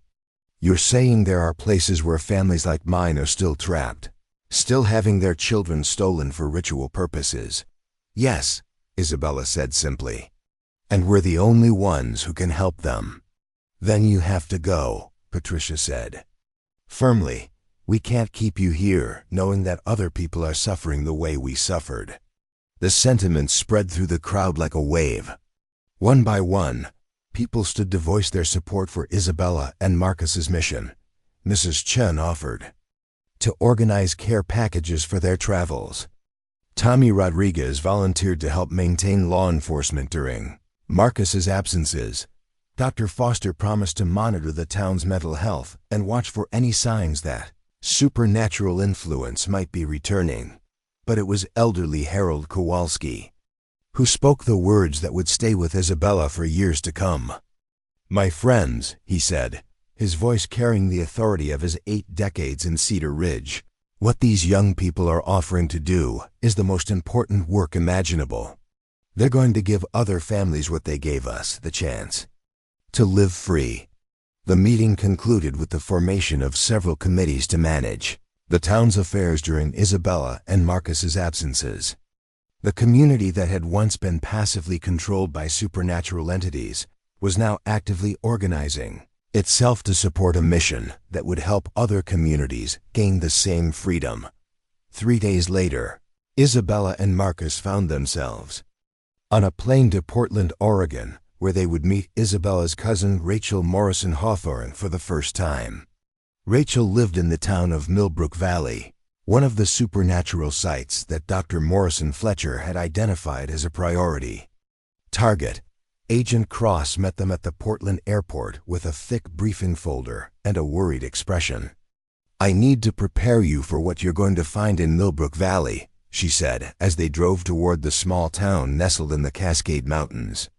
This operation is more sophisticated than what you dealt with in Cedar Ridge, and significantly more dangerous. The folder contained surveillance photographs that made Isabella's stomach turn. Unlike Cedar Ridge, which had maintained the appearance of a normal town, Millbrook Valley looked openly wrong. The buildings were architecturally impossible, with structures that seemed to bend and twist in ways that defied basic engineering principles. The streets formed patterns that hurt to look at directly, creating optical illusions that suggested the town existed in multiple dimensions simultaneously. How long has this been going on? Marcus asked, studying images of residents who moved in perfect synchronization, like a choreographed dance performed by an entire population. The supernatural activity began in 1923, but it's escalated dramatically in the past decade, Agent Cross explained.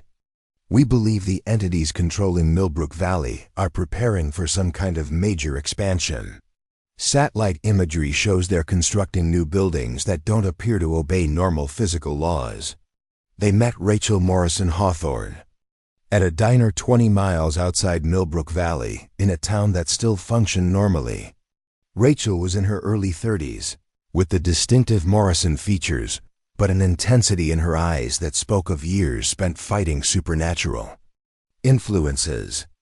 She worked as a freelance investigator, specializing in missing persons cases, drawn to the work by the same psychic pull that had eventually led Isabella to Cedar Ridge.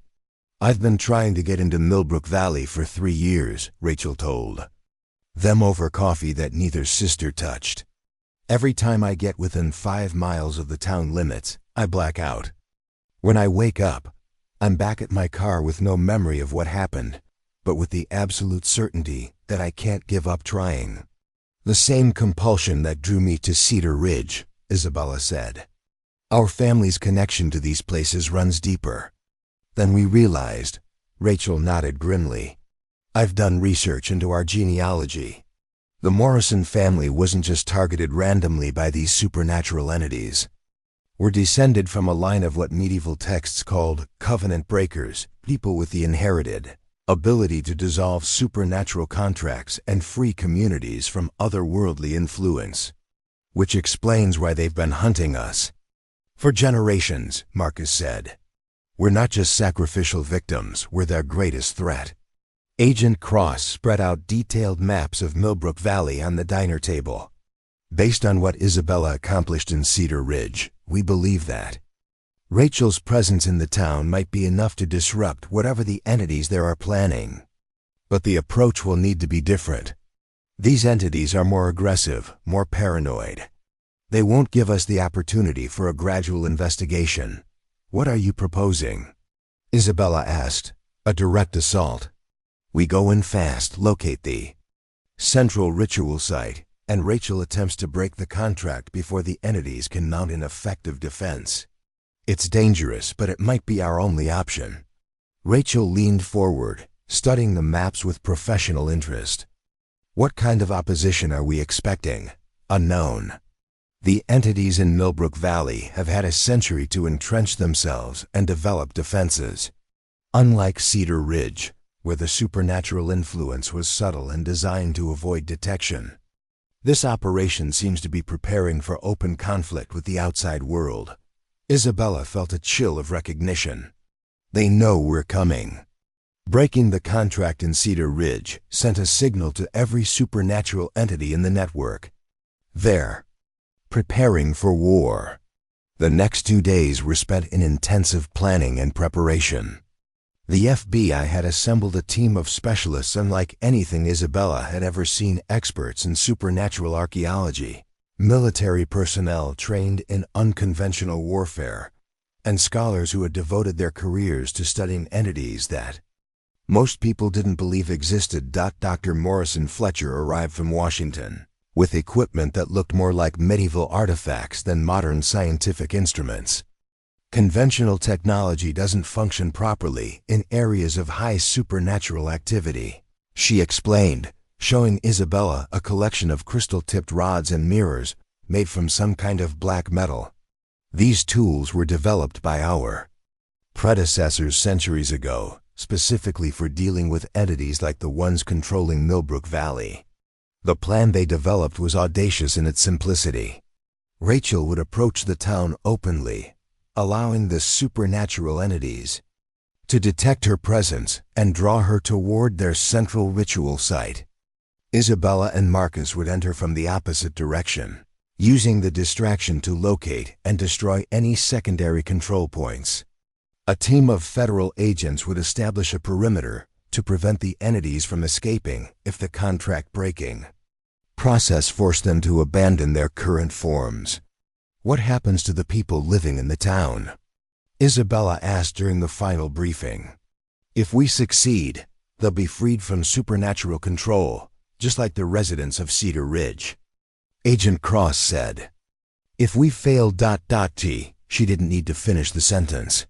They all understood that failure would likely mean the expansion of Millbrook Valley's supernatural influence, potentially affecting the entire Pacific Northwest.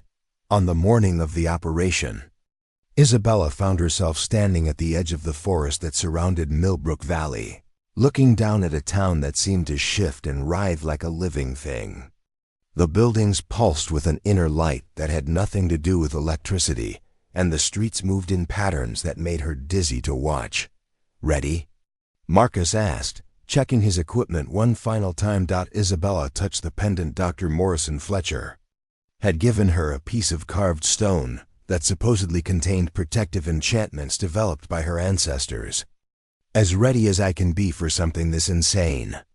They began their descent toward the town, leaving behind the familiar world of normal reality and entering a place where the rules of physics and logic had been rewritten by entities that viewed human beings as nothing more than raw material for their supernatural experiments. Behind them, Rachel was approaching from the main road, her Morrison blood acting like a beacon that would draw the attention of every supernatural entity in the valley. The operation that would determine the fate of thousands of people was about to begin, and Isabella could only hope that the lessons learned in Cedar Ridge would be enough to save another community from a century of supernatural slavery. The last normal thought Isabella had before entering Millbrook Valley was a prayer for the people trapped inside people who had been living in a waking nightmare for generations, waiting for someone with the power to set them free. Today, someone had finally arrived. Whether they would succeed or join the ranks of the disappeared was a question that would be answered in the next few hours, in a battle between human will and supernatural oppression that would echo across the hidden networks of entities that had been feeding on American communities for centuries. The moment Isabella and Marcus crossed the town limits of Millbrook Valley, reality fractured around them. The forest path they'd been following suddenly became a cobblestone street that hadn't existed seconds before. Buildings materialized from empty air, their windows glowing with colors that had no names in any human language. "Stay close, Marcus," whispered, though his voice seemed to echo from multiple directions at once. "Something's interfering with basic physics here." Isabella consulted the compass Dr. Morrison Fletcher had given her, but the needle spun wildly before settling on a direction that couldn't possibly be north according to the position of the sun. "The magnetic fields are completely disrupted. We're going to have to navigate by instinct." Around them, the town pulsed with an alien rhythm that made Isabella's skin crawl. Unlike Cedar Ridge, where the supernatural influence had been subtle and hidden, Millbrook Valley flaunted its otherworldly nature. Street lamps bent like rubber, casting shadows that moved independently of their sources. Shop windows displayed merchandise that shifted and changed when viewed directly, books that rewrote themselves, clothing that seemed to be made of liquid starlight, tools designed for purposes no human could comprehend. The residents they encountered were even more disturbing than the architecture. Men and women moved through the streets with perfect coordination, their faces wearing identical expressions of blissful emptiness. When Isabella tried to make eye contact with a woman walking past, the woman's head turned a full 180 degrees to maintain the stare while her body continued moving forward. "They're not even pretending to be human anymore," Marcus said grimly, watching as a group of children played a game that involved juggling balls of pure light. "Whatever's controlling this place has given up on maintaining normal appearances." Isabella's radio crackled with static, then cleared enough for Rachel's voice to come through. "I'm approaching the town center. You were right about them detecting my presence. Every person on the street has stopped what they're doing and turned to look at me. It's like they're all connected to the same consciousness. Copy that. We're moving toward the secondary sites marked on the map. Any sign of the controlling entities?" "Not yet, but the town itself is responding to me. The buildings are actually shifting position, like they're trying to create a path towards something specific." Isabella checked her watch, though the hands seemed to be moving at irregular intervals. "We need to move faster. Something's happening to time here." They pressed deeper into the town, following the directions on their supernatural compass toward what Dr. Morrison Fletcher had identified as a secondary control point. The building they were searching for was supposed to be an old church, but when they found it, the structure defied every architectural principle Isabella had ever learned. The church existed in at least 4 dimensions simultaneously, with sections that folded back on themselves in impossible ways. The bell tower extended both upward into the sky and downward into the earth, creating a vertical loop that hurt to contemplate. Stained glass windows showed scenes that moved and changed, depicting events that hadn't happened yet, or perhaps existed only in parallel realities. "How do we even enter something like that?" Marcus asked, staring at a doorway that seemed to exist in multiple locations at once. "The same way we approach everything else in this place," Isabella said, drawing on lessons learned in Cedar Ridge. We trust our connection to the Morrison bloodline and let it guide us. She approached the nearest door, which appeared to be made of wood but reflected light like polished metal. The moment her hand touched the handle, the chaotic architecture around them stabilized slightly, as if her Morrison heritage provided an anchor point for reality. Inside, the church was even more disorienting than the exterior suggested. Pews were arranged in patterns that formed geometric shapes visible only from above, while the altar existed at the intersection of several spatial dimensions. But most disturbing of all were the occupants. Dozens of people knelt in the pews, but they weren't quite people anymore. Their bodies flickered between human and something else, geometric patterns of light and shadow that occasionally coalesced into recognizable forms. Some had been partially absorbed into the architecture itself, their limbs extending into the walls and floor like roots. "My God," Marcus breathed. "How long have they been here?" Isabella moved cautiously down the center aisle, noting that the absorbed figures tracked her movement with eyes that still retained traces of human awareness.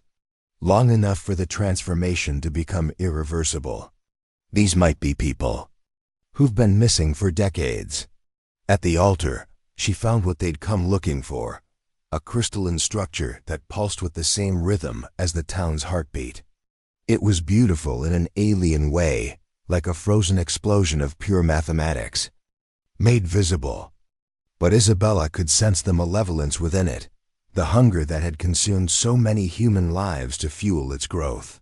"This is one of the control nodes," she said into her radio. "It's definitely supernatural in origin, but it's more sophisticated than anything we found in Cedar Ridge.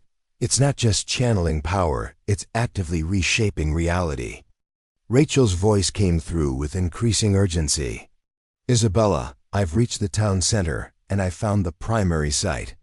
But there's a problem. The entities here aren't like the Hendersons. They're not wearing human forms at all. They're pure energy beings, and they're enormous."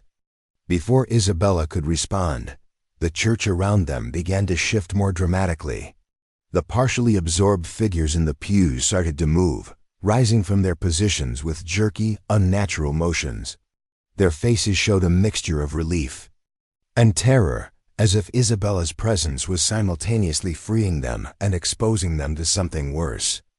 "The node is defending itself," Marcus observed, drawing his weapon despite knowing that conventional bullets would be useless against supernatural entities. "What do we do?" Isabella approached the crystalline structure, feeling the weight of her family's history pressing down on her shoulders. "The same thing I did in Cedar Ridge. I trust that my ancestors knew what they were doing when they designed our bloodline to break these contracts." She placed her hands on the crystal, and immediately her consciousness expanded beyond the confines of her individual awareness. She could see the entire network of control that governed Millbrook Valley, dozens of nodes like this one, all connected to a central intelligence that regarded human beings as components in a vast, supernatural machine. But she could also sense something else, the presence of other Morrison descendants who had tried and failed to break this particular contract over the decades. Their spiritual essence had been trapped within the network, used as fuel to power the very system they'd tried to destroy. "I can feel them," she said, her voice taking on the same otherworldly resonance she'd experienced in Cedar Ridge. "My cousins, my great-aunts, maybe even my grandmother. They're all here, trapped in the network. Can you free them?" Marcus asked, though his voice seemed to come from very far away. "I can try, but it's going to require more power than I used. In Cedar Ridge, I might not survive the process." Through her connection to the crystal, Isabella could see what was happening to Rachel at the town center. Her cousin was surrounded by entities that looked like living equations, mathematical concepts given form, and malevolent intelligence. They were trying to force Rachel into the same kind of ritual that the Hendersons had attempted with Isabella, but they were being more direct about it. "Rachel's in trouble," Isabella said. "I need to act now." She drew on every lesson learned. In Cedar Ridge, every piece of advice from Dr. Morrison Fletcher, and every instinct inherited from generations of Morrison women who had fought against supernatural oppression. But most importantly, she drew on the love she felt for the people of Cedar Ridge, the determination to give other communities the same freedom they'd found. The crystal began to crack under her touch, and immediately the partially absorbed figures in the church started to solidify into fully human forms. They looked around in confusion, as if waking from dreams that had lasted for years. Where am I? Asked a woman who appeared to be in her 40s, but was dressed in clothing from the 1980s. I was driving to visit my sister in Portland. And then, "You're safe now," Marcus told her, though he kept his attention focused on Isabella, who was beginning to glow with the same light as the crystal. "Stay calm and help the others. We're going to get you out of here." Isabella's consciousness continued to expand, connecting not just with the secondary node she was touching, but with the entire network that controlled Millbrook Valley. She could feel the central intelligence that governed the town becoming aware of her assault on its systems, turning its attention toward the church with murderous intent. "It's coming," she said, her voice now echoing with the voices of her trapped ancestors. "The central entity. It knows what I'm doing, and it's not going to let me finish." The church began to shake as something enormous approached from the direction of the town center. Through the stained glass windows, Isabella could see a shape that defied description, part energy, part mathematics, part hungry void that consumed everything it touched. "Isabella," Rachel's voice crackled through the radio, filled with static and pain. "I can see you in my mind. We're connected now, through the network. I'm going to try to break the central node, but I need you to keep the secondary systems from reinforcing it. Understood? Do it now, before the primary entity reaches us."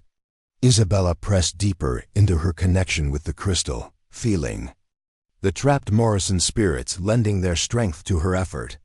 The secondary node began to dissolve under the combined assault of 5 generations of covenant breakers, its power flowing back into the natural world instead of feeding the supernatural parasites that had claimed it.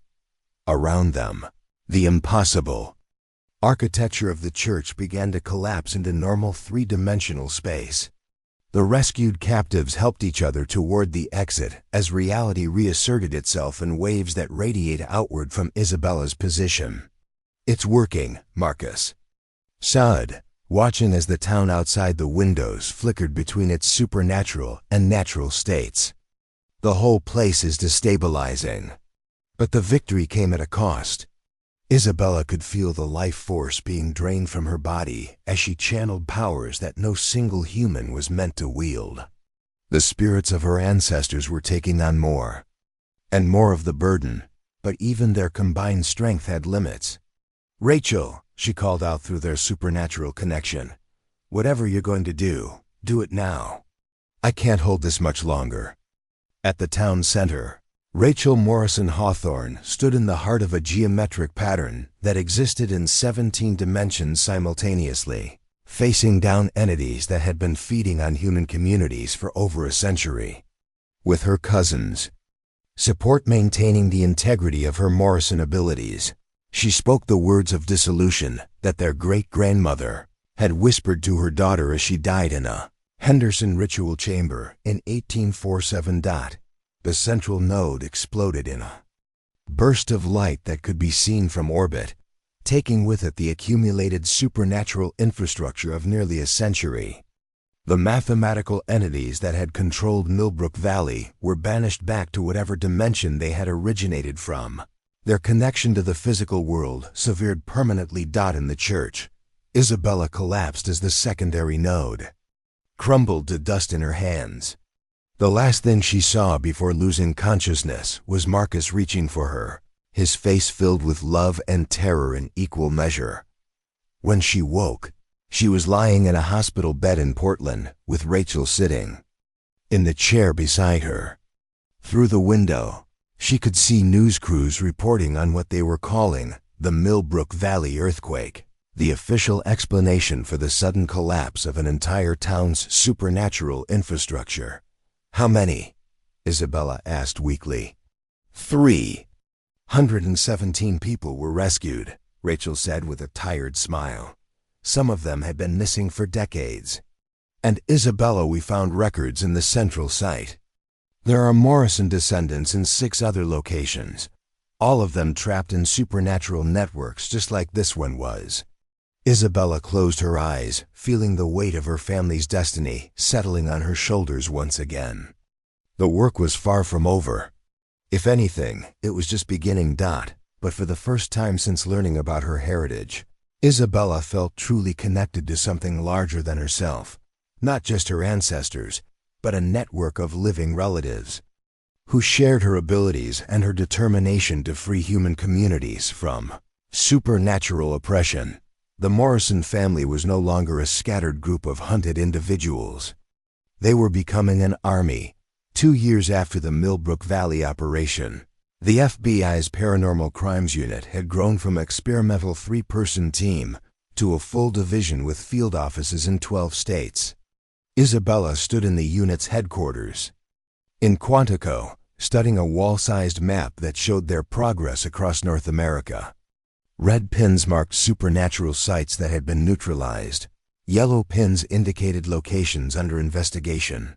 And black pins, far too many black pins, showed communities they hadn't been able to save in time. "The pattern's accelerating," said Dr. Sarah Morrison Kellum, Isabella's cousin from New Mexico, who had joined the unit after they'd freed her hometown of Sangre Mesa from a centuries-old blood cult. "We're identifying new sites faster than we can respond to them. It's like breaking the contracts in Cedar Ridge and Millbrook Valley sent a signal that triggered dormant operations nationwide." Marcus entered the briefing room carrying 3 cups of coffee and wearing the exhausted expression that had become standard for everyone in the unit. Their last assignment liberating a coal mining town in West Virginia, where the supernatural entities had been literally feeding on human souls for industrial fuel, had taken 4 months and nearly cost them 2 agents. "What's the priority list looking like?" he asked, settling into his chair and immediately reaching for Isabella's hand. The simple gesture had become their anchor point, a reminder of their humanity in work that regularly exposed them to things that challenged the very concept of human existence. Agent Cross, now the director of the Paranormal Crimes Unit, activated the room's holographic display system. "We've got 3 critical situations developing simultaneously. First, there's Harmony Springs, Colorado. The dimensional anomaly we've been monitoring for 2 years is showing signs of expansion. Satellite imagery suggests they're preparing to absorb the neighboring town of Cedar Falls." The hologram showed a community that looked like something from a fever dream. Buildings existed in impossible configurations, roads formed 3-dimensional spirals that somehow connected to flat surfaces, and the entire town seemed to pulse with an inner light that photography couldn't properly capture. "Population?" Isabella asked, though she already knew the answer would be disturbing. "That's the problem. Official records show 12,000 residents, but our deep surveillance suggests the actual number is closer to 50,000. People keep going in, but they never come out, and the town's physical footprint hasn't expanded to accommodate the additional population." Dr. Morrison Kellum leaned forward, studying the imagery with professional fascination and personal dread. "They're storing people in dimensional pockets. Harmony Springs isn't just a town anymore. It's a supernatural warehouse for human consciousness." "What about the other 2 situations?" Marcus asked. Agent Cross switched the display to show the eastern seaboard. "Marblehead, Massachusetts has gone completely dark. No electronic communication in or out for the past 3 weeks, but satellite shows the town is still populated. Whatever's happening there, it's happening fast." "And the third?" "That's the one that really worries me." The display shifted to show a location that made Isabella's blood run cold. "Blackwood Hollow, Tennessee. Population 800. Established in 1889. We've confirmed Morrison family DNA at the site. Your cousin Daniel Morrison Wright has been living there for the past 5 years, working as the town librarian. Isabella felt the familiar chill that accompanied news about trapped family members. Over the past 2 years, they'd rescued 4 Morrison descendants from supernatural sites, but they'd also lost 2 cousins who had been too deeply integrated into the supernatural networks to survive the extraction process. "What's this supernatural signature like?" she asked. "Unlike anything we've encountered before. The entities controlling Blackwood Hollow appear to be engaged in some kind of temporal manipulation. People age differently there. Some residents look exactly the same as they did in photographs from 30 years ago, while others have aged decades in a matter of months." Dr. Morrison Kellum consulted her tablet, pulling up genealogical records. "Daniel is a direct descendant of your great-uncle Thomas Morrison, who disappeared in 1967. The family always assumed he'd been killed by the Henderson Network. But what if he made it to Tennessee and got trapped there instead? That would mean there's been a Morrison presence in Blackwood Hollow for over 50 years, Isabella said. Long enough for multiple generations to be born and raised under supernatural influence. Daniel might not even know what he really is. Marcus studied the tactical assessments for all 3 locations. We can't handle 3 major operations simultaneously, not with current personnel. We're going to have to choose which communities to save first. The weight of that decision settled over the room like a lead blanket. 2 years of supernatural investigation had taught them that timing was everything. Wait too long, and communities became so thoroughly integrated with their supernatural parasites that liberation was impossible. Move too quickly, and they risked walking into traps that could compromise the entire Morrison bloodline. "There's another factor we need to consider," Agent Cross said, activating a secure video link. The screen filled with the image of General Patricia Hayes, the Pentagon liaison who provided military support for their operations. "General, could you brief the team on the national security implications?" General Hayes looked as tired as everyone else who worked on supernatural cases, but her voice carried the authority of someone who had seen classified reports that would give most people nightmares. "Team, I need you to understand that these supernatural sites aren't operating in isolation anymore. Our intelligence services have identified coordination between entities in different locations, shared communication networks, synchronized ritual timing, and what appears to be strategic planning for a large-scale operation." "What kind of operation?" Isabella asked. "Best-case scenario, they're preparing to reveal themselves publicly and negotiate some kind of treaty with world governments.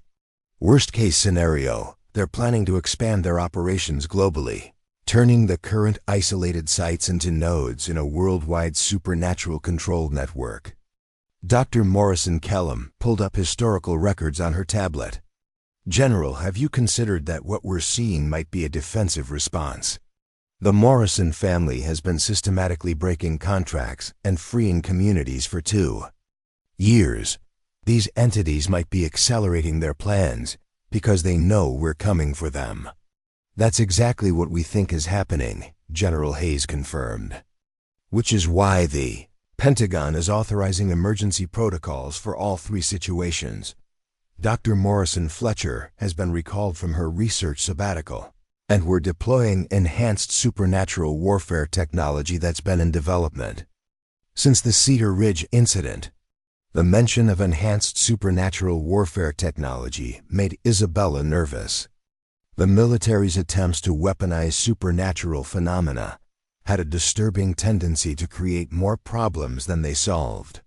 2 months earlier, an experimental entity containment device had malfunctioned during a test, creating a spatial anomaly that swallowed an entire military base before dissipating.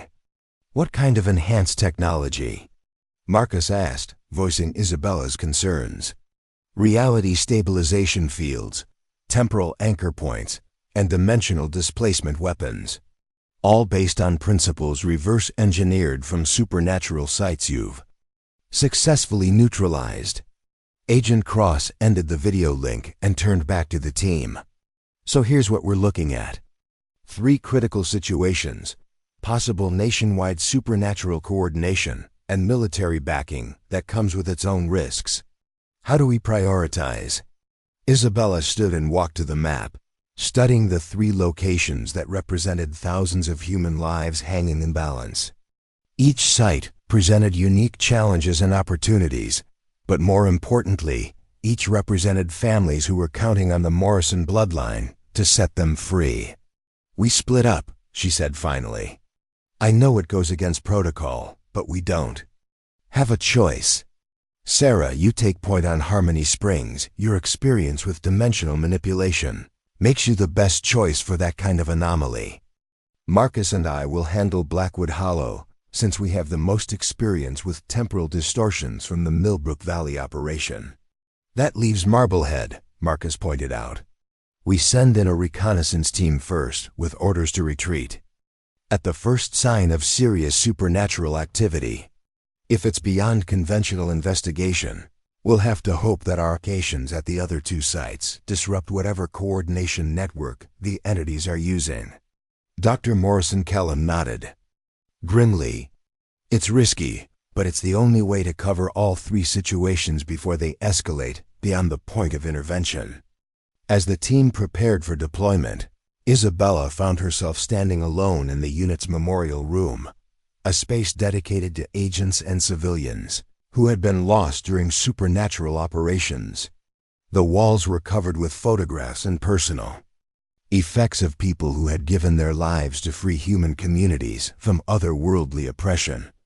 Marcus joined her, wrapping his arms around her waist from behind. "Thinking about Danny Rodriguez?" he asked, referring to the young agent they'd lost during the West Virginia operation. "Thinking about all of them, and wondering how many more we're going to lose before this is over." "Hey," Marcus said, turning her to face him. "Remember what you told me after Cedar Ridge? That some things are worth the risk because the alternative is unacceptable?" Isabella nodded, leaning into his embrace. "I know, it's just 2 years ago, I thought we were dealing with isolated supernatural problems. Now it looks like we're fighting a war that's been building for centuries. Then we fight it the same way we fought everything else together, with the people we've chosen as family, for communities that deserve to be free." That evening, Isabella called Cedar Ridge to check on the town that had become their spiritual home. Mayor Hoffman answered with the warmth that had characterized all of Isabella's communications with her former neighbors. "Isabella, how wonderful to hear from you. The town council just voted to name the new community center after you and Marcus. The Morrison Whitfield Center for Community Freedom. Has a nice ring to it, don't you think?" "Patricia, that's too much. We were just doing what anyone would have done." "Nonsense. And speaking of doing what needs to be done, we've been following the news reports about your work. The official reports, anyway. We know there's more to it than they're saying." Isabella wasn't surprised that the people of Cedar Ridge had connected the dots between their liberation and the strange incidents being reported nationwide. They'd lived under supernatural influence long enough to recognize the signs when they saw them in other communities. "We're heading out on another assignment tomorrow," Isabella said. "A town in Tennessee where one of my cousins has been trapped. Then you have our prayers, dear. And remember, whatever happens out there, you have a home here. All of you do." After ending the call, Isabella spent the night reviewing everything they knew about Blackwood Hollow, preparing for what might be their most dangerous assignment yet. The temporal manipulation aspects of the supernatural influence meant that they could walk into the town and find that decades had passed in minutes, or that they'd aged during what felt like a brief investigation. But more than the personal risk, Isabella was terrified of what they might find when they located her cousin Daniel. 2 years of supernatural investigation had taught her that people who spent extended periods under entity control often underwent changes that couldn't be reversed. They might find Daniel Morrison right, or they might find something wearing his face that had forgotten what it meant to be human. As dawn broke over Quantico, Isabella stood at the window of their temporary quarters, watching as military helicopters prepared for the coordinated deployment to 3 supernatural sites. In a few hours, she and Marcus would be airborne toward Tennessee, while Dr. Morrison Kellum headed to Colorado and a reconnaissance team descended on the silent town of Marblehead.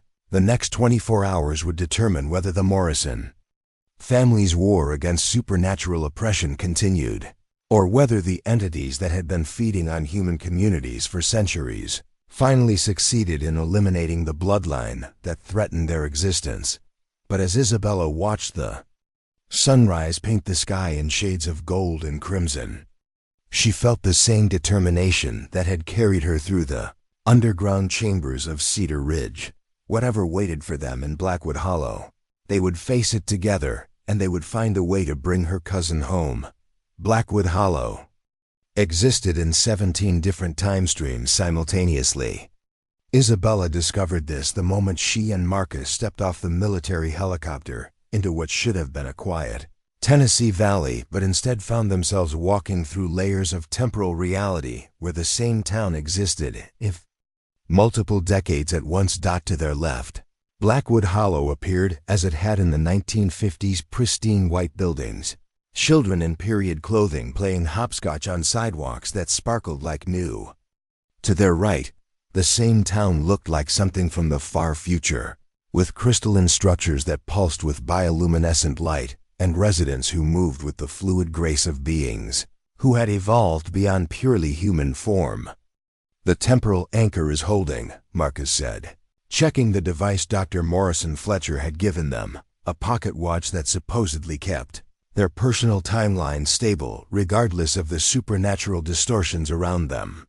"We're still in 2027, even if everything else is scattered across the century."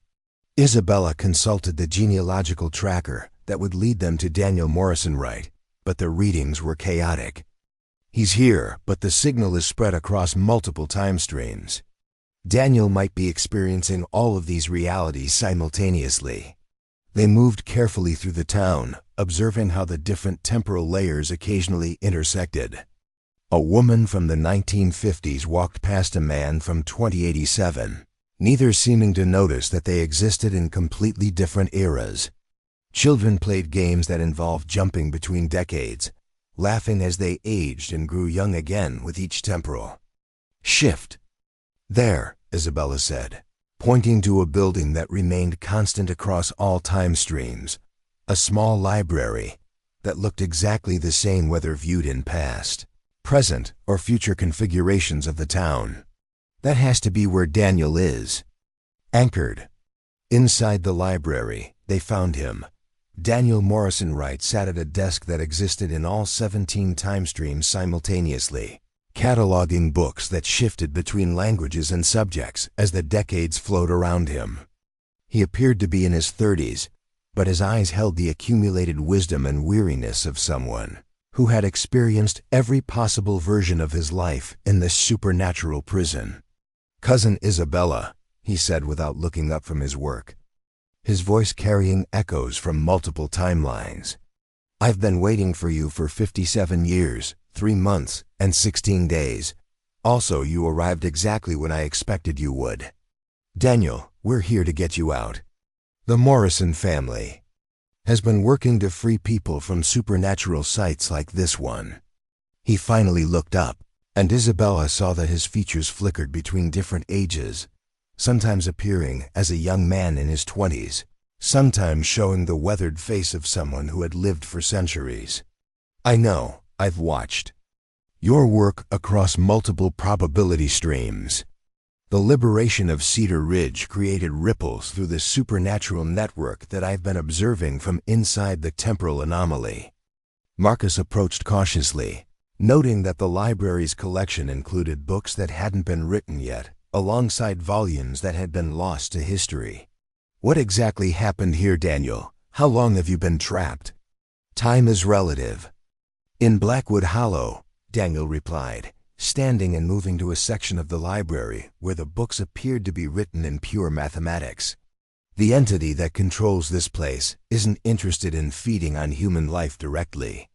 It's conducting temporal experiments, trying to map every possible outcome of human civilization.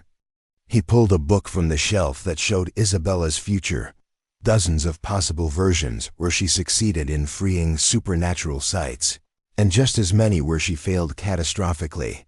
Every resident of Blackwood Hollow experiences all possible versions of their life simultaneously. I've died in 17 different ways, and I've also lived to be over 200 years old. I've been the town librarian, the mayor, a supernatural entity myself, and a Morrison family member who never discovered his heritage. Isabella felt a chill as she realized the scope of what they were dealing with. The entity is using the entire town as a laboratory to predict and control future outcomes. Exactly. And based on my observations across the probability streams, there's something you need to know about the coordinated supernatural activity Agent Cross briefed you on. It's not random expansion, it's preparation for a temporal convergence event. Daniel led them to a section of the library where the walls showed moving images of supernatural sites across North America. Cedar Ridge appeared as it had been under Henderson control, Millbrook Valley in its reality warping state, and dozens of other locations they hadn't encountered yet. All of these sites exist across multiple timelines simultaneously. The entities have been building a network not just across space, but across time. When they activate the convergence, every supernatural site that has ever existed will manifest in the present simultaneously. Marcus studied the images with growing alarm. That would mean every person who was ever taken by these entities, every community that was ever controlled, every supernatural contract that was ever made, all of it would become active at once. The entities are planning to retroactively win every battle they've ever lost. Isabella felt the weight of destiny settling on her shoulders once again, but this time it was accompanied by absolute certainty about what needed to be done. How? Do we stop it? Daniel smiled, and for a moment all of his temporal echoes aligned, showing him as he truly was, a Morrison descendant who had spent decades preparing for this exact moment. We don't stop it, we redirect it. The convergence requires anchor points in the present timeline, and every major supernatural site serves as one of those anchors. But if enough anchors are simultaneously broken by Morrison family members, the convergence energy gets redirected back through the network. Isabella finished, understanding the plan immediately. Instead of bringing the past into the present, we send the present back to rewrite the past. It's risky, Daniel warned. If we miscalculate, we could erase our own timeline entirely.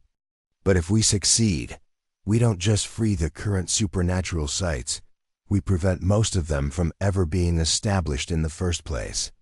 Isabella's radio crackled with urgent communications from the other teams. Dr. Morrison Kellum was REPORTING massive temporal distortions around Harmony Springs, while the reconnaissance team at Marblehead had discovered that the town's communication blackout was actually a time lock. The entire community was frozen at the moment, just before their supernatural contract was supposed to activate. The convergence is beginning, Daniel said, reading something in a book that wrote itself as they watched. We have maybe 6 hours before it becomes irreversible. Isabella made the hardest decision of her life. Instead of trying to evacuate Daniel and retreat to safety, she chose to coordinate the most dangerous supernatural operation ever attempted. Using the library's temporal viewing capabilities, she established communication links with Morrison descendants across the continent, some she had rescued personally, others who had been awakened to their heritage by the supernatural activity accelerating around them. Sarah, are you in position at Harmony Springs? Ready when you are. The dimensional anomaly is creating perfect conditions for a temporal redirect. Rachel, what's your status in Vancouver? Isabella had learned that her cousin from the Millbrook Valley operation had been tracking supernatural sites in Canada. I've got 3 sites synchronized and ready for simultaneous contract breaking. One by one, Morrison descendants checked in from locations across North America. 12 major supernatural sites, all prepared for coordinated liberation that would either free the continent permanently or destroy the timeline entirely. Marcus, Isabella said, turning to her husband, I need you to coordinate with Agent Cross. Make sure the military's reality stabilization fields are positioned to contain any temporal backlash. What about you? I'm staying here with Daniel. Blackwood Hollow is the temporal center of the network. If we're going to rewrite supernatural history, it has to be done from inside the anomaly. Marcus kissed her, a gesture that carried 2 years of love and partnership and the possibility that this might be their final goodbye. I'll see you on the other side of whatever comes next. As Marcus departed to coordinate the military response, Isabella and Daniel began the most complex supernatural ritual ever attempted. Using books that existed across multiple timelines, they mapped the historical convergence points where supernatural entities had first established their footholds in human communities. At exactly 3:17 p.m. Eastern Time, 12 Morrison descendants simultaneously broke supernatural contracts that had enslaved communities for centuries. The convergence energy that was meant to bring the supernatural past into the present instead flowed backward through time, guided by the combined will of a bloodline that had been shaped for this exact purpose across generations. Isabella felt her consciousness expand across decades and centuries, touching every moment where a supernatural entity had first approached a human community with offers of protection and prosperity. In each case, she whispered a single word that changed the course of history. No. The effect was immediate and overwhelming. Across North America, supernatural sites simply ceased to exist. Communities that had been controlled for generations suddenly found themselves free, not just in the present, but retroactively throughout their entire history. People who had been taken as sacrifices were alive and living normal lives. Towns that had been trapped in supernatural amber were bustling with activity and genuine human growth. When the temporal backlash finally subsided, Isabella found herself standing in the Blackwood Hollow Library with Daniel. But the library was now just a normal small-town collection of books, and Daniel appeared to be a man in his early 30s who had lived a single linear life as a librarian. Did it work? He asked, looking around with confusion at surroundings that were suddenly blessedly ordinary. Isabella checked her phone and found dozens of messages from Agent Cross, all saying the same thing. Supernatural sites across the continent were reporting normal status. The Paranormal Crimes Unit was officially out of business, not because they had failed, but because they had succeeded beyond their wildest dreams.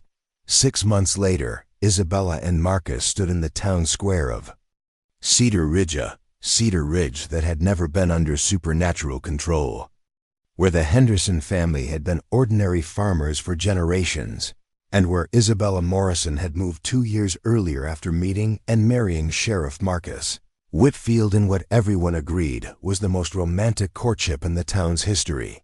The memorial statue in the center of the square honored the Morrison family members who had died in car accidents and natural disasters over the 5 decades, normal human tragedies instead of supernatural sacrifices. The inscription read, "In memory of those who lived. Free lives in a free community." Do you think anyone else remembers the way things were before? Marcus asked, watching his children played in a park that had always been just a park, never a cover for underground ritual chambers. Daniel does. Sarah does. All of us who were directly involved in the convergence operation.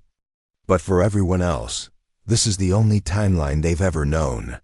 Isabella touched her wedding ring, the same ring Marcus had given her, But now it carried memories of a courtship that had happened in a world where she'd never been hunted by supernatural entities, where her family had lived normal lives and died natural deaths. Any regrets? Marcus asked. Isabella looked around at the town that had become her home, at neighbors who had never been controlled by otherworldly entities, at a world where the Morrison family were just ordinary people with ordinary lives. Then she thought about the thousands of communities across the continent where people were living free because a group of cousins had chosen to risk everything for strangers they would never meet. None, she said, pulling Marcus close for a kiss that tastes like freedom and felt like coming home. No regrets at all.